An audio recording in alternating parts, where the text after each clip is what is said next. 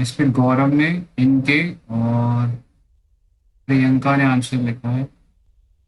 Right. में से कोई है क्या अभी present? Yes, and Nishan. Okay. Nishant.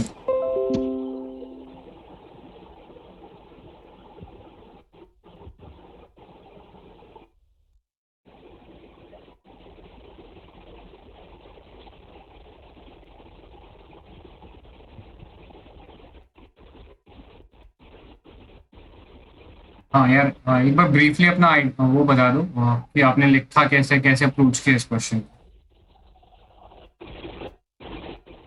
Actually मैंने क्वेश्चन मतलब आंसर ऐसे स्टार्ट किया कि नाम में दो 10 प्रिंसिपल्स थे, पांडु प्रिंसिपल्स पांडु कौन, so significance of NAM is a unique contribution to the known world of the non-Western world to the world politics. तो मैंने क्वेश्चन इस तरफ से अटेम्प्ट किया कि मैंने पूरा मतलब निशांत आई तो थिंक बाकी यार, 10 और principles audio Nishant I think थोड़ा ऑडियो में प्रॉब्लम हो रहा है यार आपके।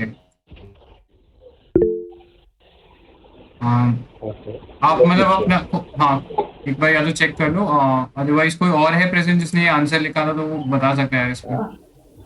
हेलो, हाँ। I am Priyanka. ओके। मैंने इसे अप्रोच किया था इस आंसर को कि I have to write significance of NAM for non western world country, but right now मुझे अब ये पता चल रहा है कि ये कंट्रीब्यूशन लिखना था वर्ल्ड पॉलिटिक्स में वेस्टर्न कंट्रीज के द्वारा, ना कि उसको क्या फायदा हुआ है। तो ये मेरा गलत हो गया है।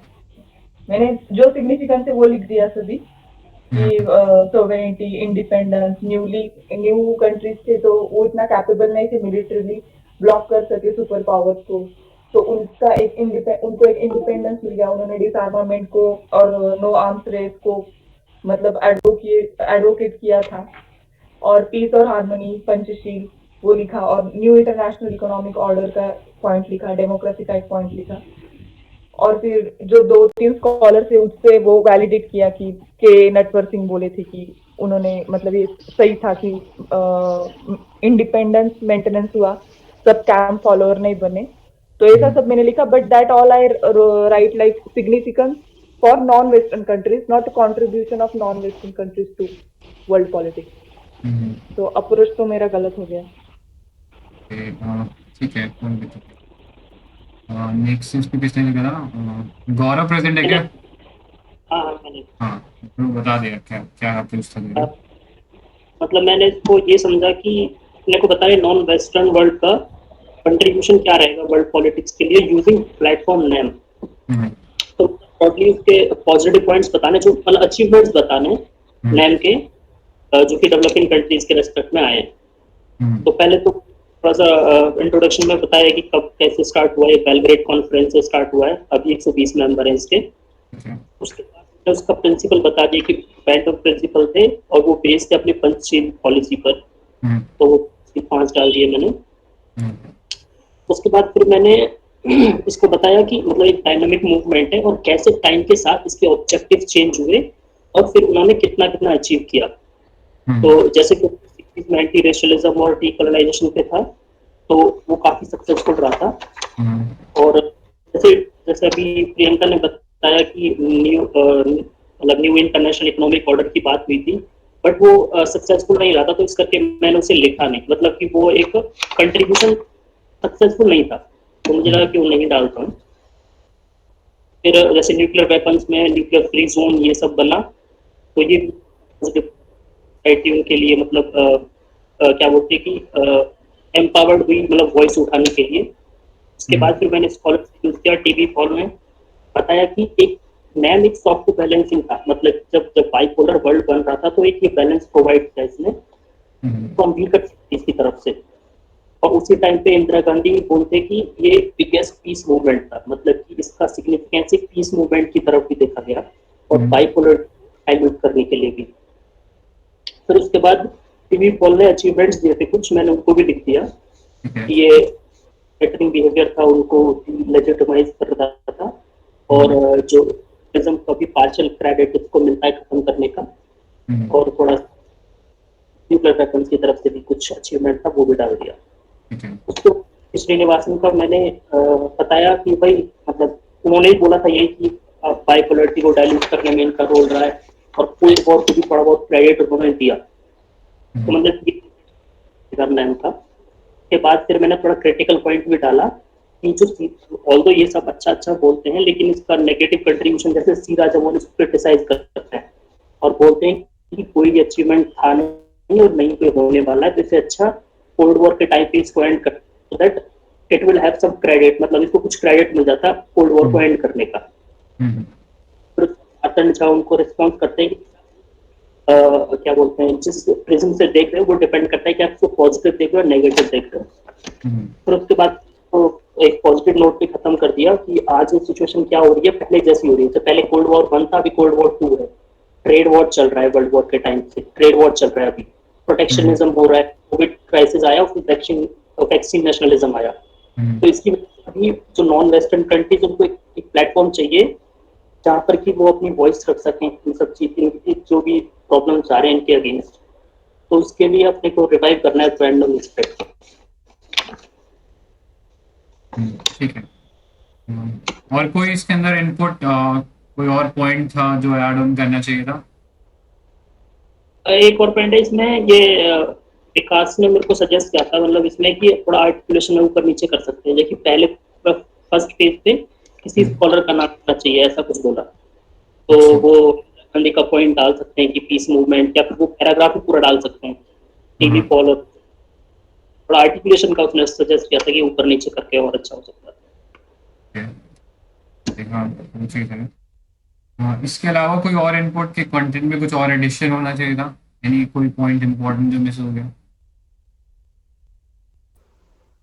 एक चीज वो हवाना डिक्लेरेशन के पॉइंट्स भी वहां पे ऐड कर सकते थे as a unique contribution.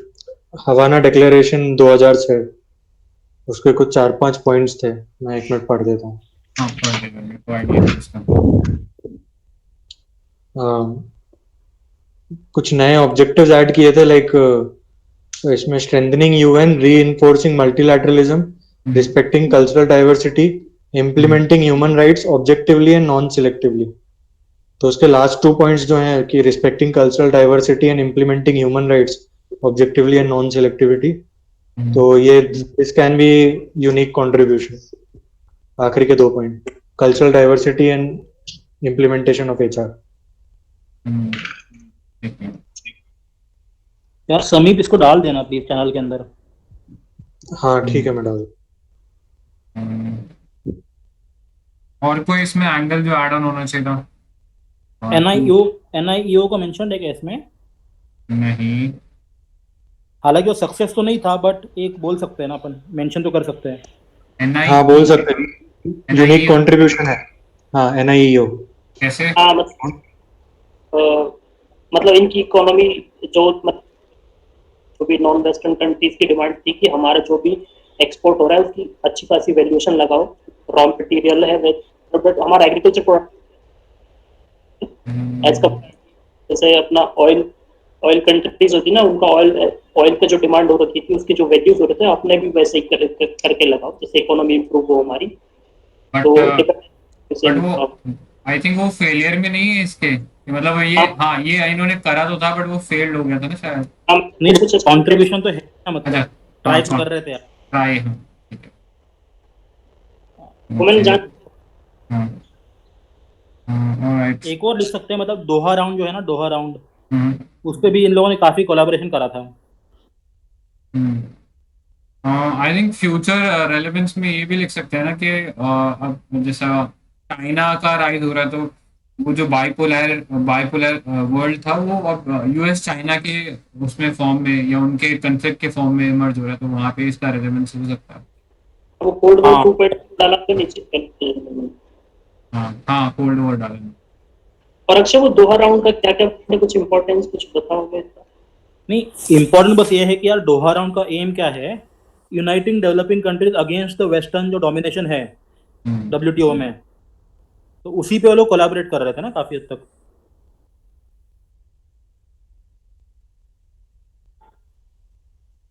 Agriculture का भी इशू था क्या उसमें दोनों राउंड में ना?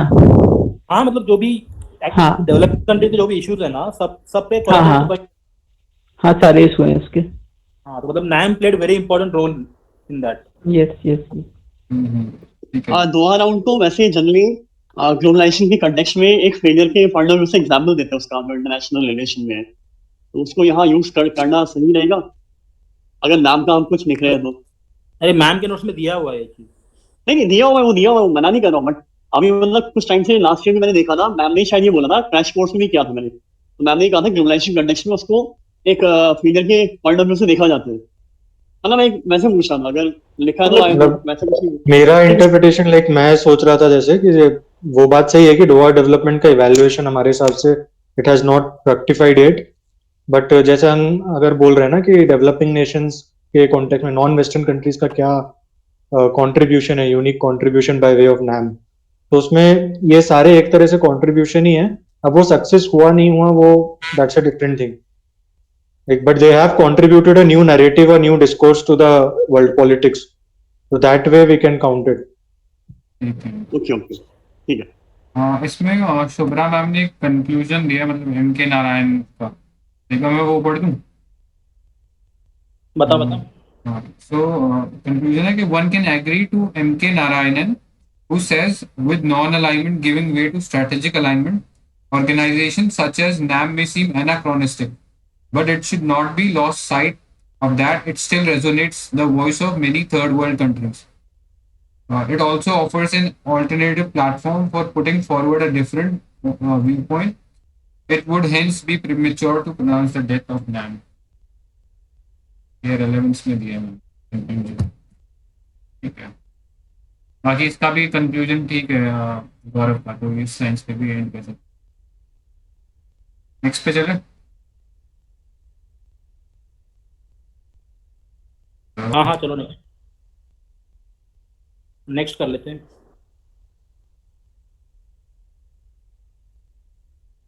Discuss ways to strengthen the non-alignment movement NAM to enable to address the challenges faced by the developing countries। इस पे गौरव ने लिखा है, नवनीत ने लिखा है और SAR ने लिखा है। ठीक है, किसका पढ़ना है गौरव? हाँ बता दो यार क्या लिखा है। क्वेश्चन का इंटरप्रिटेशन तो सिर्फ है कि कैसे अपन नैम को स्ट्रेंथ उसके वेज बताना है, और जो प्रेजेंट चैलेंजेस है उनको एड्रेस करने के लिए हम नैम को किस तरीके से उसको स्ट्रेंथन कर सकते हैं, ये बताना था, राइट। तो मैंने वही बेसिक इंट्रोडक्शन से स्टार्ट किया कि कब स्टार्ट हुआ है, कितने इसके मेंबर हैं। फिर मैंने मतलब इस तरीके से ये पूछ रहा है कि अभी जो प्रेजेंट सिचुएशन चल रही है इसके अकॉर्डिंग नैम के क्या ऑब्जेक्टिव्स होने चाहिए, राइट। ऐसा कुछ इंटरप्रेट किया मैंने कनेक्ट करने के लिए मैंने बताया कि पंडित ने मतलब एक डायनेमिक मूवमेंट है जिसमें पंडित ने ऐसा बोलते हैं कि he never wanted to get it converted to organization and wanted to retain the dynamic nature। इस मूवमेंट का डायनेमिक नेचर को रिटेन करना चाहते थे वो, तो इसकी आज है। तो therefore we see the aims and objectives of NAM get changed with time के साथ, एक कैसे टाइम के साथ इसके ऑब्जेक्टिव्स और वो सब चेंज हुए। तो इसी तरीके से therefore NAM objectives should be updated as per the current challenges जो भी अभी चल रहा है। तो मैंने चैलेंज के बारे में बताया कि फाइनेंशियल क्राइसिस चल रहा है, माइग्रेशन का एक इशू चल रहा है, स्टेट स्पॉन्सर्ड टेररिस्ट चल रहा है, ह्यूमन राइट का हर जगह पे, और ग्लोबलाइजेशन का ह्यूमन नेचर है, न्यू लिबरल वर्ल्ड ऑर्डर के अंदर ट्रेड वॉर हो रहा है, प्रोटेक्शनिज्म आ रहा है, कोविड-19 और वैक्सीन नेशनलिज्म। तो ये कहीं ना कहीं चैलेंज है, ये नॉन वेस्टर्न कंट्रीज को इम्पैक्ट करते हैं और ये कहीं ना कहीं अपने प्रीवियस टाइम से भी रिलेट करते हैं, जैसे ह्यूमन राइट वायलेशन पहले भी हो रहा था, अभी हो रहा है, और ट्रेड वॉर, ये सब। तो मैं मेजर चैलेंजेस है अभी जो चल रहा है, तो इसका बताया कि इन चैलेंजेस को एड्रेस करने के लिए मतलब ये इम्पैक्ट कर रहे हैं डेवलपिंग कंट्रीज को, अपने को फिर अब नैम को रिफॉर्म करना चाहिए। ठीक है, there is a global platform to raise the voice of global south in form of NAM. लेकिन इसका करंट सिचुएशन मतलब करंट पे बता दिया कि अभी हमें नैम ऐसा चाहिए, लेकिन नैम है कैसा, अभी उसका स्टेटस क्या है। तो सी राजा मोहन बोलते हैं कि अभी जो स्टेटस है वो मूवमेंट इन कोमा है। ठीक है, पर हमें क्या करना चाहिए? Hence there are ways. अब हमें अब इस मूवमेंट को कोमा से बाहर निकालने के लिए कुछ वेज होते हैं, कुछ करना है जिससे इसको कोमा से बाहर निकालना है। उसके लिए मैंने 9.2 मिलेगा कोमा से बाहर। वो क्या होगा कि सबसे पहले तो 3 साल में इसके बाद एक मीटिंग होती है, इसको हम करके एनुअल मीटिंग्स में कन्वर्ट कर दें, जैसे कि अपने जो दिन के वो हैं इश्यूज को सामने रख पाए और कोलैबोरेशन अच्छा हो जाएगा। दूसरा ये कि इकोनॉमी के पर्सपेक्टिव से इन्होंने एनआईओ इन्होंने 1973 में स्टार्ट किया था, लेकिन अभी से कुछ ऐसा करना है कि इसको मतलब उसको स्ट्रेंथन करना है। पहले सक्सेस नहीं हो पाया था, लेकिन इस बार इसको करना है। उसके बाद मैंने बताया कि एक ऐसा कुछ इनफॉर्मल चार्टर भी बना सकते हैं जो कि करंट चैलेंज को मेंशन करे और आगे के लिए भी वो अपडेट हो जाए उसमें, जिससे कि कंट्री को एक डायरेक्शन मिले। मैंने इसको बताया कि मतलब इसके अंदर एक मल्टीपल बॉडीज भी बना सकते हैं, मल्टीलेटरल बॉडीज, जो अलग अलग चीजों को इम्प्लीमेंट करने के लिए काम आ सकें। तो ये मुझे नहीं पता, ये मतलब ये इंटरनेशनल ऑर्गेनाइजेशन के अंदर होता है या फिर इनफॉर्मल बॉडीज में भी बन सकती है, वो इस पे अपन डिस्कस कर सकते हैं। मतलब नैम क्या एक इनफॉर्मल वो है ना बॉडी, तो इसके अंदर ऐसी बॉडीज ये अपन डिस्कस कर सकते हैं। बाकी मुझे लगा कि ऐसे बॉडीज बना सकते हैं जो अलग अलग ऑब्जेक्टिव के साथ आए। और ठीक है, और एक और पॉइंट डाले कि इसमें ग्रीवांस रिड्रेसल, जो भी ग्लोबल साउथ की कंट्रीज में आपस में जो कन्फ्लिक्ट हो रहे हैं उनको एड्रेस करने के लिए, आप पीसफुल सेटलमेंट करने के लिए एक ग्रीवांस रिड्रेसल प्लेटफॉर्म या फिर कम्युनिकेशन टूल भी होना चाहिए। उसके बाद बस यही है। फिर उसके बाद मैंने कंक्लूड कर दिया कि अभी मतलब इसमें क्या अप्रोच हो रही है। तो इंडियन टीम ने पार्टिसिपेट किया था अपनी डिजिटल समिट में, हुई थी NAM 2020 में। तो ये बता रहे हैं कि जो गवर्नमेंट की अप्रोच है वो चेंज हो रही है ब्रांडिंग एस्पेक्ट को रिवाइव करने के लिए, तो मतलब सही जा रहा है।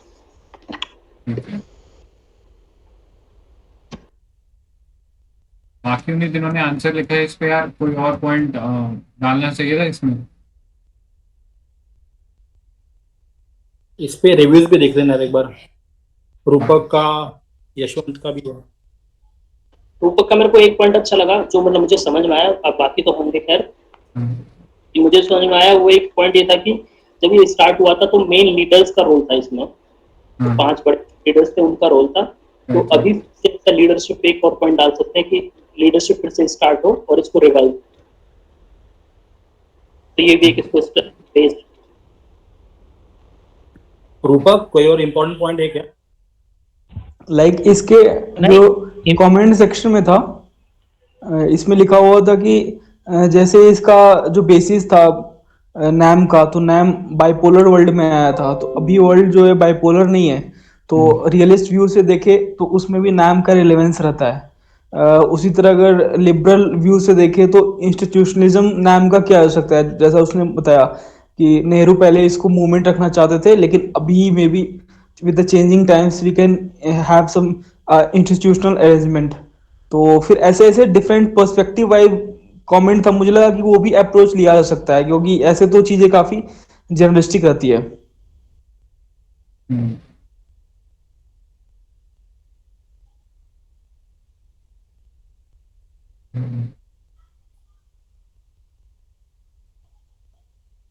बाकी कोई पॉइंट्स? रूपक बोल रहे थे आप कुछ?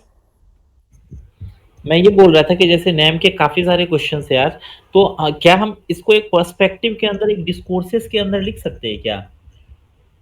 जैसे कि कभी पूछ रहा है कि वर्ल्ड में कंट्रीब्यूशन, इससे पहले वाले क्वेश्चन पूछ रहा था ना कि ग्लोबल में कंट्रीब्यूशन, डेफिनेटली हम पॉइंट्स तो लिख सकते हैं, जैसे हवाना का पॉइंट जो अभी बोल रहे थे कि कॉन्फ्रेंस का। लेकिन हमारा कहना है कि जैसे कि उस समय का जो समय था, मतलब कोल्ड वॉर का पीरियड था, वो बाइपोलर था। तो बाइपोलर रियलिस्ट क्या बोलता है कि एनार्किकल स्ट्रक्चर है, तो एनार्किकल स्ट्रक्चर में क्लैश होता है, लेकिन वो बाइपोलर इज कंसिडरेबली स्टेबल, मतलब थोड़ा बहुत वो हेजिमोनिक स्टेबिलिटी थ्योरी से इंस्पायर्ड था। तो वो एक इन्वायरमेंट दिया था नैम को डेवलप होने के लिए, ठीक है। तो नैम एक यूनिक एनवायरनमेंट में जन्म लिया था, जिसको थोड़ा बहुत सपोर्ट दे रहा था कौन? हेजिमोनिक स्टेबिलिटी थ्योरी।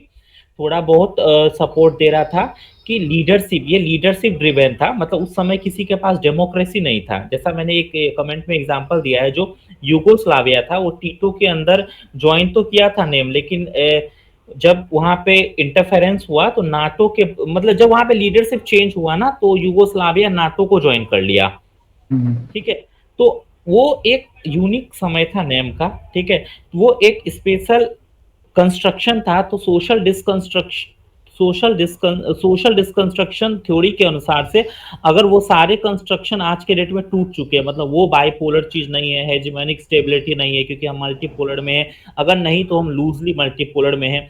अच्छा, उस समय न्यूक्लियर डेटेरेंस की बात थी, ठीक है ना, लेकिन उस समय न्यूक्लियर डेटेरेंस और आज के न्यूक्लियर डेटेरेंस में बहुत ज्यादा फर्क है, क्योंकि आज का न्यूक्लियर डेटेरेंस जो है वो proliferation in third world country, मतलब जो नैम के पार्टिसिपेंट है उनके ही आसपास कहीं ना कहीं न्यूक्लियर प्रोलिफरेशन हो रहा है। उसके बाद नैम एक ऑर्गेनाइजेशन था जो एक अम्ब्रेला के नीचे डिफरेंट ज्योग्राफी को अपने ला रहा था, अफ्रीका, एशिया, ईस्टर्न यूरोप और साउदर्न अमेरिका। तो लेकिन आज के डेट में अगर हम देखें तो किसी क्वेश्चन में पूछा गया है कि चैलेंजेस, तो क्या सच में कि सब कॉमन चैलेंजेस झेल रहे हैं? मतलब मेरे ख्याल से कि जो भी आज के डेट में इकोनॉमिक सिस्टम है उसमें सब इंटीग्रेटेड है, लेकिन किस एक्सटेंट तक, किस डिग्री तक एक्सटेंट है इंटीग्रेटेड है, वो सबका अलग अलग चीज है। अफ्रीका की अगर हम बात करें तो वहां पे वो जो इनसिक्योरिटी डायलेमा है वो ज्यादा इंपॉर्टेंट है, सिविल वॉर ज्यादा है वहां पे, और वहां पे कैपिटलिस्टिक इन्फ्लुएंस ज्यादा है। ठीक है, एशिया की बात करें तो वहां पे जो इंटीग्रिटी है, इनफैक्ट सार्क तो अभी तक सक्सेस हो नहीं पाया है, तो यहाँ पे यूनिटी का प्रॉब्लम है। जो ईस्ट यूरोप है उसका एक अलग प्रॉब्लम है और साउथ अमेरिका का अलग प्रॉब्लम है। तो मतलब एक है कि for the sake of answer अच्छा बात लिख सकते हैं, और एक है कि क्या अगर रियलिस्ट सेंस में हम एनविसाज करें तो दो क्वेश्चन है कि री इन्वेंटिंग द नेम, कोई कह रहा था कमेंट में कि री inventing the name versus relevance of name. तो नेम का सच, क्योंकि इंडिया के साइड से भी हम देखें तो हम क्वाड की तरफ चले गए हैं, ठीक है, और हम किसी भी जो भी इंडिया चाइना का कॉन्फ्लिक्ट होता है किसी भी मुद्दे पे, तो कहीं इंडिया को नेम का सपोर्ट मिला नहीं, इसीलिए शायद इंडिया बहुत एंथुजियास्टिक नहीं था। अब हालांकि सॉफ्ट पावर को प्रोजेक्ट करने के लिए इंडिया पिछले साल से थोड़ा वर्चुअल समिट में बढ़ चढ़ के पार्टिसिपेट कर रहा है। तो ये सारे पॉइंट बना करके हम एक डिस्कोर्स के अंदर इसको कहीं सेटअप कर सकते हैं क्या? वरना तो जो आंसर गौरव बोल रहा है वो सब आंसर तो बहुत परफेक्ट आंसर है, बहुत आइडियल आंसर है, अच्छा आंसर है, लेकिन मैं ये मतलब इस दिशा में सोच रहा था। Like Rupak, whatever you said, I think it is a beautiful discourse. We can write that discourse in any answer, even in the question on relevance or reinvention of NAM. But if you see this question, no, ways to strengthen NAM, and I try to write the answer according to your approach, then somehow we try to get diverted from the question.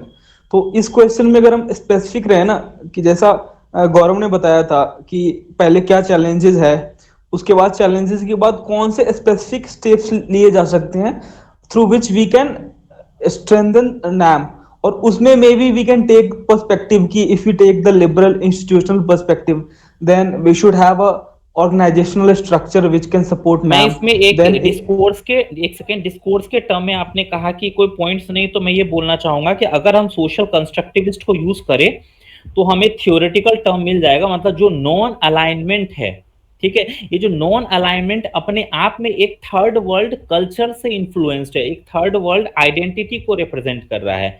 तो यहाँ पे हमें reconstruction का जरूरत है, क्योंकि यहाँ पे अलाइनमेंट के मीनिंग को रीडिफाइन करने का जरूरत है। हालांकि आज एक नया ग्लोबलाइजेशन आ रहा है जिसको हम BRI ग्लोबलाइजेशन कहते हैं, एक ग्लोबलाइजेशन कैपिटलिस्टिक ग्लोबलाइजेशन जो एग्जिस्टिंग है, तो उसमें हम कैसे, क्योंकि हम पॉलिटिक्स की बात नहीं करते, हम कम्युनिज्म और कैपिटलिज्म की बात नहीं करते, that was political debate and then non alignment came into picture. Now the debate is it BRI driven globalization, it is capitalistic driven globalization, और NIEO is taking Rupak, your perspective is very nice, but you know, again, most of them are agreeing with me that if we take that perspective, no, then we get diverted from the answer and somehow we write something else. तो तुम्हारा perspective बहुत ही अच्छा है, unique है, जो कुछ questions में लिया जा सकता है, but I don't think this is the right question to take that perspective. Fourth question में यूज हो फोर्थ जाएगा। क्वेश्चन, हाँ फोर्थ क्वेश्चन Yeah. में रूपक का पॉइंट ऑफ व्यू इंक्लूड हो जाएगा। बाकी आई थिंक इसमें शायद क्वेश्चन इज मोर प्रेस्क्रिप्टिव था ना, कि क्या चीज आप प्रेस्क्राइब Yeah, कर yeah. सकते हो उसको हेल्प करने के लिए। आई थिंक गौरव का आंसर उस लाइन में परफेक्ट बैठ रहा है। हाँ मुझे लगता है ना कि हमें डिस्कस करना चाहिए स्पेसिफिक पॉइंट की, कि उसने तो 3-4 पॉइंट डिस्कस किए ना, और क्या क्या किया जा सकता है टू स्ट्रेंथन नाम, वो बेटर रहेगा। बताओ सब लोग, मतलब what else we can do to strengthen NAM. Question हम ये कर सकते हैं ना, मतलब अलग अलग तरीके से ये सोच सकते हैं, अलग तरीके से लिख सकते हैं कि जो प्रिंसिपल था इसका पहले नेम का, उसको कैसे स्ट्रेंथन किया जा सकता। No in that way we can do. हाँ ये एक अच्छा आइडिया है, बिल्कुल।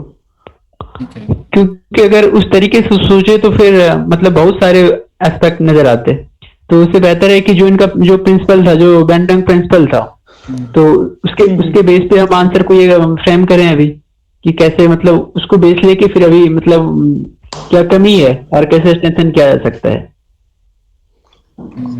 Like in 17th NAM summit, vice president Naidu का एक स्पीच था in which he discuss that how can we strengthen NAM in the present era. तो then I think we can move from Havana declaration, and उसमें उन्होंने कुछ दिया था, काफी सजेशन तो हवाना डिक्लेरेशन वाला ही है, लेकिन कुछ अदर है कि एनवायरमेंट वगैरह के लिए कुछ स्पेसिफिक ग्रुप बना सकते हैं, साउथ साउथ कोऑपरेशन के लिए कुछ मैकेनिज्म हम लोग क्रिएट कर सकते हैं, साउथ नेशंस है ना उनका इंटरेस्ट बढ़े, सिक्योरिटी के लिए डिलेमा सदर्न वर्ल्ड में, उसके लिए may be we can focus on terrorism, जो काफी नाम का एजेंडा नहीं रहा है। Then I think these steps can be taken to strengthen NAM। अगर कुछ और पर्सपेक्टिव हो तो प्लीज बताइए।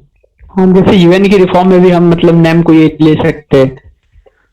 एक प्रोफेसर विजय प्रसाद है, उनने बोला है कि 21st सेंचुरी के लिए नाम के लिए एक नया चार्टर बनाना पड़ेगा। आई थिंक ये तो मेंशन भी किया है इसमें। मेंशन है क्या? गौरव ने मेंशन किया है। नाम नहीं, नाम क्या था? शायद विजय प्रसाद। एंड दूसरी चीज शायद नाम का परमानेंट सेक्रेटेरिएट है क्या? I have no idea. नहीं है। So that can be one way to strengthen. सही है। ठीक है, ऑलराइट देन आई थिंक काफी डिस्कस कर लिया है इसके ऊपर। नेक्स्ट पे चले।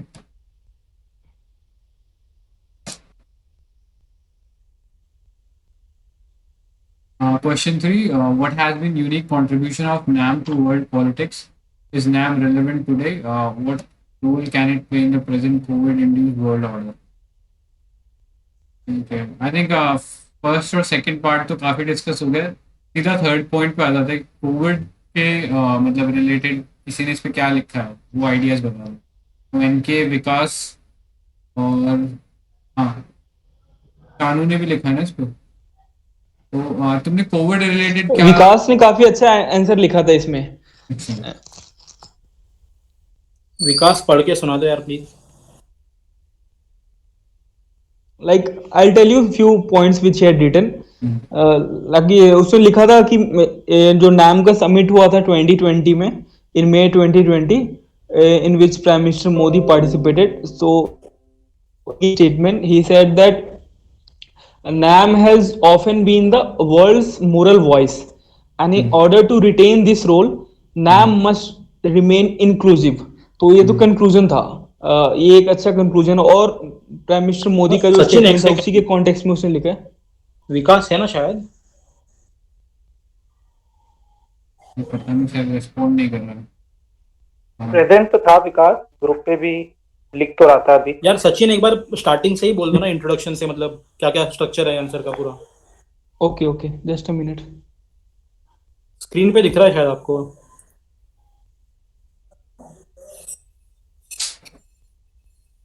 मैं पढ़ लूं क्या? हाँ पढ़ ले। Non-alignment movement is a forum of 120 developing countries representing third world. Indira Gandhi called it biggest peace movement in the world. Origin है 1955 में Bandung Asia African conference. First summit हुआ था 1961 Belgrade. Then many scholars question the NAM's contribution to world politics. Unique contribution है, professor TV Paul बोलते हैं power of non alignment article there is an intellectual biasness against NAM. It never got the credit for its achievements, such as delegitimizing threatening behavior of superpower, significant efforts towards anti-colonization and anti-racism, nuclear-free zones, taboo nuclear weapons. However, in modern times, scholars such as C. Rajamohan have criticized idea of NAM. In his article "Movement in Coma," he argued NAM was never relevant. ठीक है, फिर it should have been disbanded. Okay, फिर TP Srinivasan बोलते हैं a new NAM for the new norm. Argued that NAM benefits India and India has stakes in NAM. With the rivalry of US-China, Cold War 2.0 is emerging. Hence, NAM's idea is very much relevant even today. India should seek partnership with countries in the interest of global South. During COVID times, Indian PM Modi attended virtual NAM summit and showcased the need for global cooperation. As per PM Modi, COVID showed us limitation of existing international system. In the post-COVID world, we need a new template of globalization based on fairness, equality, and humanity. PM Modi proudly reiterated that NAM has always been the world's moral voice, and to retain its role, an inclusive NAM is the way to go. तो ठीक है, मतलब last page के quotes अच्छे important है। ये है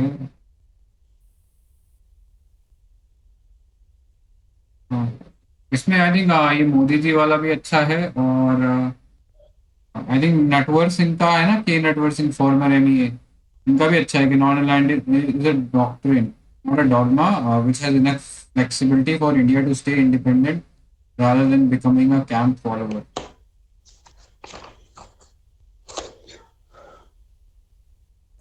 शानू तुम्हारा बोल दो एक बार, क्या डिफरेंट किया अच्छा, कोविड के स्पेसिफिक में और क्या पॉइंट्स हो सकते हैं?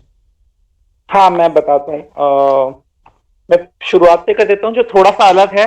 बस मैंने एक शशि थरूर का पॉइंट ऐड कर दिया था शुरुआत में इंट्रोडक्शन के लिए। बाकी शुरुआत मतलब I also started with history only, और बस फर्स्ट वही कि it was a policy of developing world to assert their independence, वो डेफिनेशन में ही वो इंक्लूड हो रहा था, तो इसलिए फिर मैंने उसको फर्स्ट पैराग्राफ में डाल दिया। उसके बाद सेकंड पैराग्राफ में कंट्रीब्यूशन के लिए जवाहरलाल नेहरू का पॉइंट ऐड किया था मैंने कि the movement neither advocated isolationism nor passivity, तो ये मुझे थोड़ा सा अलग सा लगा, मैंने डाल दिया था। और वो ईरान इराक डिस्प्यूट में जो उन्होंने हेल्प किया था वो ऐड कर दिया था मैंने। बाकी वही same point, anti colonialism anti, इस पैराग्राफ में तो कुछ नया नहीं है। उसके बाद मैं उस पर आ गया था सेकंड क्वेश्चन पे, जो कि था रेलेवेंस में। रेलेवेंस में भी वही सेम ही पॉइंट थे, बस अलग कुछ था। तो एक राशिद उद्दीन खान का एक वो था। पहले दो पैराग्राफ में तो मैंने नेगेटिव पॉइंट ही बताए हैं, राजा मोहन वाला पॉइंट और ये हिस्टोरिकल लेगेसी कंटिन्यू कर रहे हैं और ये अटेंडेंस कम हो रही है समिट में। दो पैराग्राफ से मैंने वही कवर किया है। थर्ड पैराग्राफ में बस मैंने उसको थोड़ा पॉजिटिव वो दे दिया कि बिल्कुल ही खत्म नहीं हो गया रेलेवेंस, अभी भी है। तो वो राशिद उद्दीन खान का मैंने ऐड कर दिया था उसमें। क्या था वो? यही कि NAM is a timeless organization and will always be relevant. तो उससे मैंने सेकंड वाला क्वेश्चन को एड्रेस किया कि एकदम खत्म नहीं हो गया रेलेवेंस। फिर मैं थर्ड क्वेश्चन पे स्विच किया, कोविड वाले पे। तो उसमें वही था वैक्सीन डिप्लोमेसी वाला, कि वैक्सीन डिप्लोमेसी को हम काउंटर कर सकते हैं और एडवोकेट ये कर सकते हैं कि एक शेयर डेवलपमेंट हो, जिसमें आजकल हम देख रहे हैं कि कंट्री अपने नीड के हिसाब से उसको यूज कर रहा है वैक्सीन को। Instead we can it can be a shared development. और बाकी इकोनॉमी में थोड़ी कोलैबोरेशन हो सकती है पोस्ट कोविड सिचुएशन में। और फिर उसके बाद क्योंकि 2/3 of UN member states NAM के हैं, तो वही ग्लोबल सॉलिडारिटी और एक NAM टास्क फोर्स का मैंने पढ़ा था एक आर्टिकल में, तो वो मैंने इंक्लूड कर दिया था कि उसमें वो डेटाबेस रखते हैं बेसिक ह्यूमैनिटेरियन और मेडिकल नीड सारे NAM के मेंबर स्टेट्स का, ताकि डोनर जो है वो स्ट्रीमलाइन हो सके। और उसके बाद फिर ये भी मैंने इंडियन एक्सप्रेस में एक आर्टिकल पढ़ा था कि जब जैसे कोविड पैंडेमिक खत्म होगा तो there will be a tectonic shift in the global balance of power. तो वही चाइना और US वाला वो देखें कि इसमें हम मल्टीलेटरिज्म को नाम थोड़ा नेविगेट कर सकता है थ्रू साउथ साउथ कोऑपरेशन। और फिर लास्ट में कंक्लूड करने के लिए मैंने वो शेख हसीना का एक कोट डाल दिया था कि in this context even Sheikh Hasina asserted that NAM is not a dead horse yet.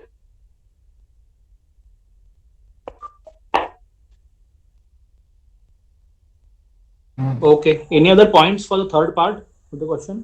I think अपन जैसे इसने लिखा है ना कि नाम है या ग्लोबल सॉलिडेरिटी की तरह ग्लोबल साउथ सॉलिडेरिटी को अपन कर देते कि क्योंकि मोस्ट ऑफ द कंट्रीज जो है वो डेवलप कंट्रीज है, या जो ग्लोबल नॉर्थ है उसने अपने लिए वैक्सीन सारा ब्लॉक कर लिया, तो नाम एज अ प्लेटफॉर्म मतलब फोर्ज करेगा global south solidarity and to ensure that the vaccine is adequately or equitably distributed among the global south countries. Correct, correct. इस लाइन पे इसको कुछ कर सकते थे, तो ये कोविड वाला पार्ट एकदम मतलब हिट हो रहा था। बाकी जैसे नाम और कोई पॉइंट है क्या? एक इंडिया और मतलब थोड़ा थोड़ा पुराना है लेकिन अभी कंटेक्स्ट में यूज हो सकता है। एक 2015-16 में इंडिया फाइन अफ्रीका का ई नेटवर्क प्रोजेक्ट शुरू हुआ था जिसमें 55 अफ्रीका के वो थे मेंबर स्टेट्स थे। तो बेसिकली वहाँ पे फाइबर ऑप्टिक्स बिछाने वाला काम था और इंडिया और अफ्रीका का वो टेलीमेडिसिन या नेटवर्क कम्युनिकेशन टेक्नोलॉजी को कन्वर्ट करने वाला प्लान था ये। तो अभी की डेट में जैसे अभी लास्ट ईयर न्यूज में बहुत ज्यादा था कि इंडिया के डॉक्टर्स टेलीमेडिसिन के थ्रू जो है they are helping the people in Africa. उसके अलावा वैक्सीन डिप्लोमेसी वाला तो पॉइंट आ चुका है। और इसके अलावा एक और पॉइंट था, हाँ, जैसे हमारा फार्माकोपिया जो हमारा मेडिकल पूरा वो है डेटाबेस है जो हम मेडिसिन वगैरह यूज करते हैं वो अफगानिस्तान यूज करता है, तो वो भी मतलब नैम मेंबर से हम शेयर कर सकते हैं ऐसे मतलब इमरजेंसी के टाइम्स पे। तो ये उसके बड़े पॉइंट्स एक्स्ट्रा। फार्माकोपिया मतलब वो ट्रेडिशनल नॉलेज का रहेगा?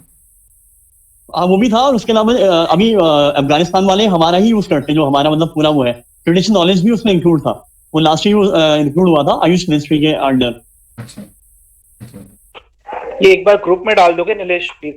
हाँ बिल्कुल बिल्कुल, मैं नोट नहीं कर पाया। ओके एक नेक्स्ट देख लेते हैं।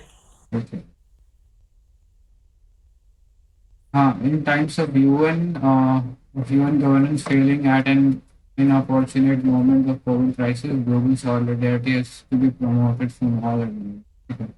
So NAM can act as an alternative. ये भी हो सकता है। पर इसमें जो थर्ड आंसर था वो एक्चुअली फोर्थ का आंसर है, तो इट्स एनके का जो आंसर है वो। अच्छा अच्छा, एनके है क्या यहाँ पे? वो फोर्थ क्वेश्चन का आंसर है। आई थिंक यार इसका कुछ वॉइस में प्रॉब्लम हो रहा था, अगर सही हो गया तो ओके यार, मतलब डिलीट करके डाल देना फोर्थ वाले में। ठीक है। शिवानी प्रेजेंट है क्या? हाँ हाँ कर लो ओपन। बताओ। तो जो क्वेश्चन है वो पूछ रहा है कि जब बाइपोलैरिटी खत्म हो गई और मल्टीपल रीजनल ऑर्गेनाइजेशंस जो फ्लरिश होने शुरू हो गए, तो नैम को कुछ हद तक इरेलीवेंट है। आप इस व्यू से अग्री करते हो या नहीं करते हो? तो मैंने आंसर में मिडिल में रही हूँ, येस और नो में नहीं गई। स्टार्टिंग जनरल इंट्रोडक्शन से है, फिर सेकेंड पैराग्राफ में why NAM came plus cold war का कंटेक्स्ट थोड़ा सा, ये भी जनरल है। फिर थर्ड पैराग्राफ में बेसिक इन्फॉर्मेशन दे दी उसकी वैल्यूज प्रिंसिपल की, ताकि रेलेवेंस से थोड़ा बहुत कनेक्ट हो सके। फिर जब फोर्थ पैराग्राफ आ रहा है तो उसमें मैंने थोड़ी वर्किंग बता दी जब बाइपोलैरिटी का पीरियड चल रहा था। लाइक 1970s में वो डीकोलोनाइजेशन की बात कर रहे थे और उस पीरियड में फेज 1 में वो सक्सेसफुल हो रहे थे। उनका फेज 2 स्टार्ट होता है 1970s और 1980s में, और अभी कोल्ड वॉर का पीरियड चल रहा है। तो इन्होंने अपना न्यू इंटरनेशनल इकोनॉमिक ऑर्डर की बात करनी शुरू कर दी, पर यहाँ पे इनको इतना सक्सेस नहीं मिली। तो मैंने ये मतलब लिखने की कोशिश करी है आगे भी लिंक करके कि ये नहीं कि कोल्ड वॉर के बाद ही ये रेलेवेंट हुआ है, तब भी बहुत ज्यादा हद तक सक्सेस कुछ एरियाज में आ रही थी, कुछ एरियाज में नहीं आ रही थी। जब अगला फेज स्टार्ट होता है तो 1980s में वहां पे भी न्यूक्लियर डिसआर्मामेंट की जब बात करते हैं तो वहां पे भी ये फेल हुए ही है। फिर जब अब मेन जो कॉन्टेक्स्ट है, बाइपोलैरिटी खत्म हो चुकी है, अब इसका रेलेवेंस क्यों नहीं है, मैंने इररेलेवेंस में यही लिखा है कि जो मेन पर्पस था वो तो सर्व हो गया और अब ये इंडिपेंडेंट और एक्टिवली पार्टिसिपेट करते हैं इंटरनेशनल पॉलिटिक्स में। मोर ओवर जो नाम था वो जो एस्पिरेशन थी डेवलपिंग कंट्रीज की, उसको भी पूरी करने में इतना नहीं हुआ। इंडो पाकिस्तान की थोड़ी एग्जांपल दे दी मैंने, डिसइंटीग्रेशन ऑफ यूगोस्लाविया की दे दी, पर आई थिंक क्योंकि क्वेश्चन रेलेवेंस पे था, इस पे और भी बहुत कुछ ऐड हो सकता था, मेरे पास कंटेंट नहीं था। रूपक बहुत अच्छा बता रहे थे यूनिटी वगैरह का, कि जो एशिया रीजन में है उनकी आपस में नहीं बनती है, और मिडल वालों की तो वो भी काफी कॉम्प्लिकेशंस क्रिएट करता है। आई होप सो वो आगे भी ऐड कर देंगे। Let me complete first.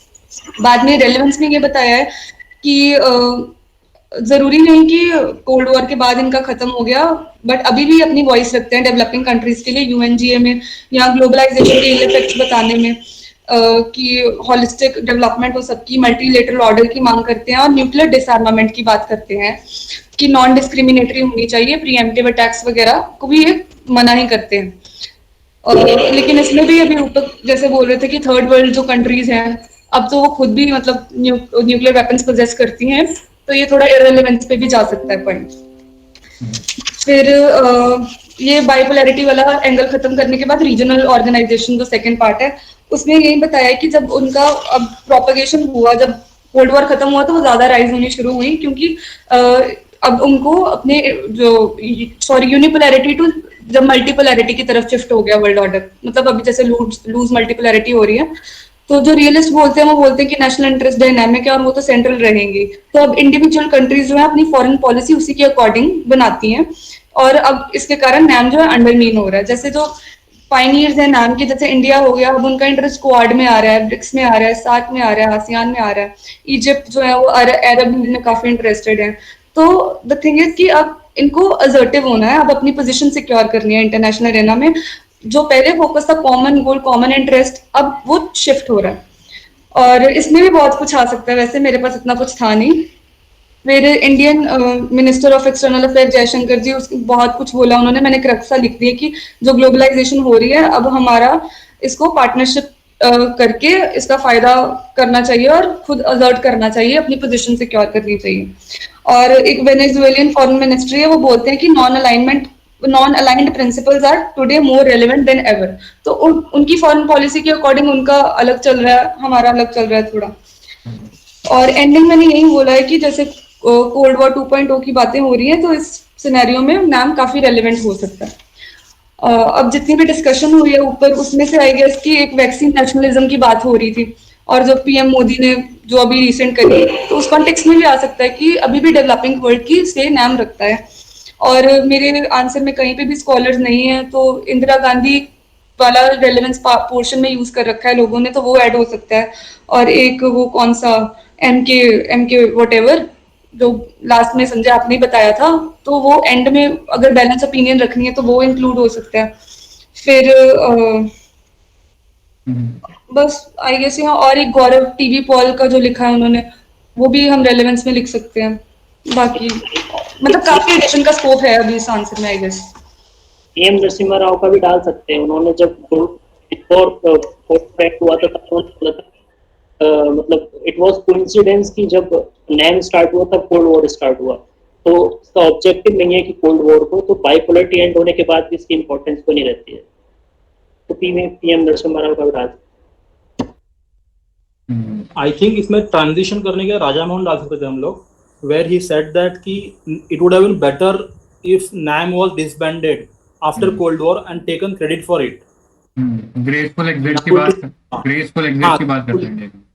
Correct. तो this could have been mentioned in somewhere in transition paragraph from irrelevance to अभी relevance के ऐसा कुछ।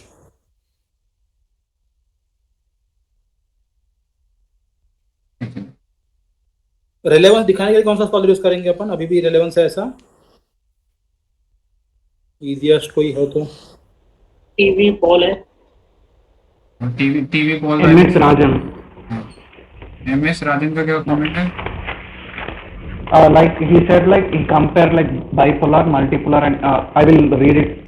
Whatever the world order, bipolar, multipolar, or unipolar, NAM as a foreign policy of weak and small countries will always be relevant.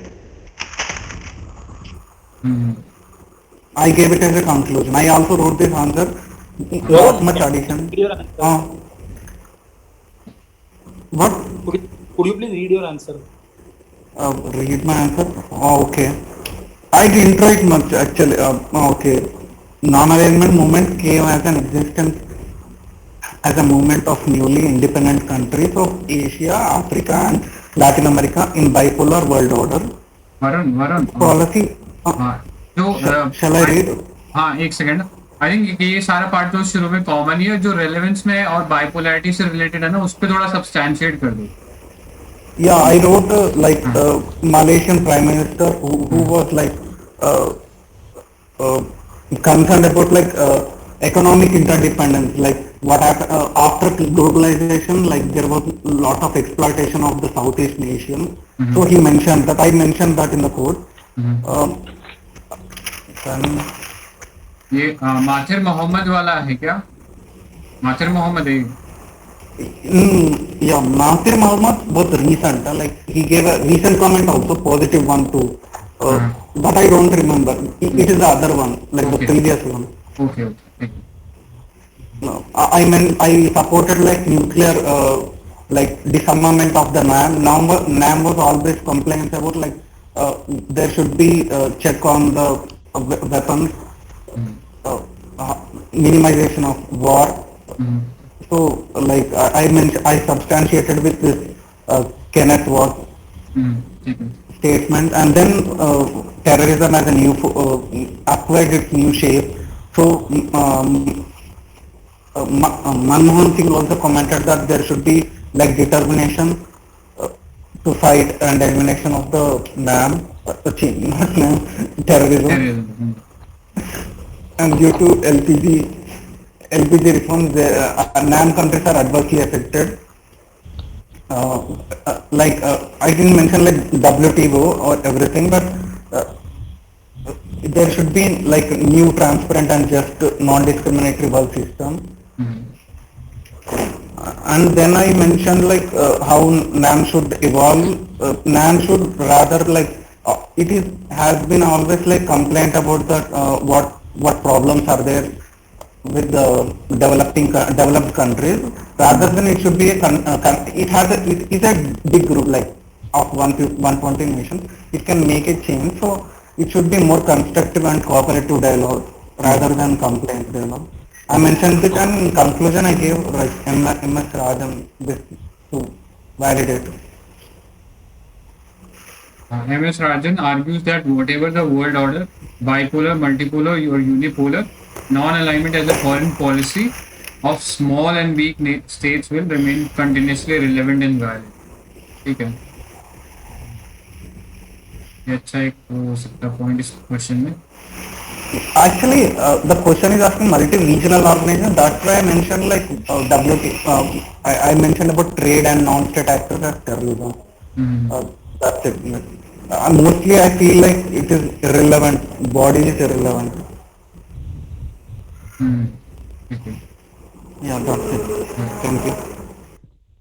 Okay. Any other points, anyone? Like one part of this question.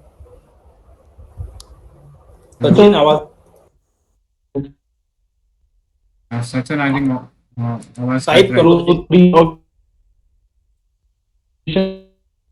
Sachin, आवाज cut रहा है, आप type कर देना please. Yes, so even I wrote the answer. As a companion. Should I? Yeah. Yes, Rahul, please tell us.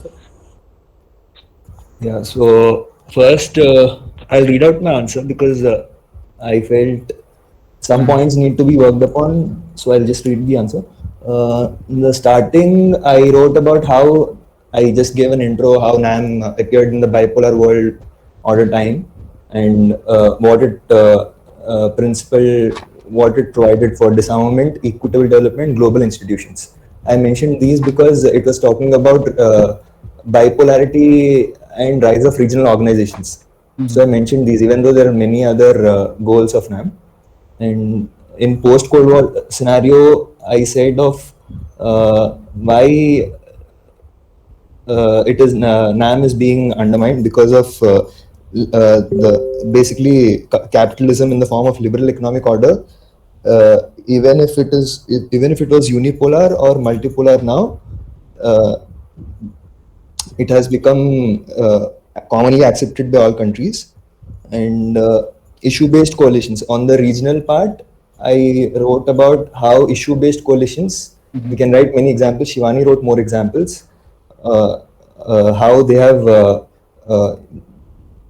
undermined the global institutions like not just NAM, but even UN as well, the regional organizations. But on the other side, I wrote of a few points like why the present scenarios of US-China Cold War and global institutions failure and climate change, terrorism, all of those which NAM works upon, these problems still exist. And I first mentioned about the problems which NAM concerns with, then I mentioned about the specific ways which NAM can counter this. I gave the term of soft balancing and South-South cooperation, and also I added North-South agreement, because we usually think of NAM as just a platform for South-South cooperation. But since there is actually a lack of agency of any North-South agreement, NAM can actually even work on in that way. There must have been a scholar also who said about this, but I don't remember. Then there is also reformed multilateralism. That is also one more point.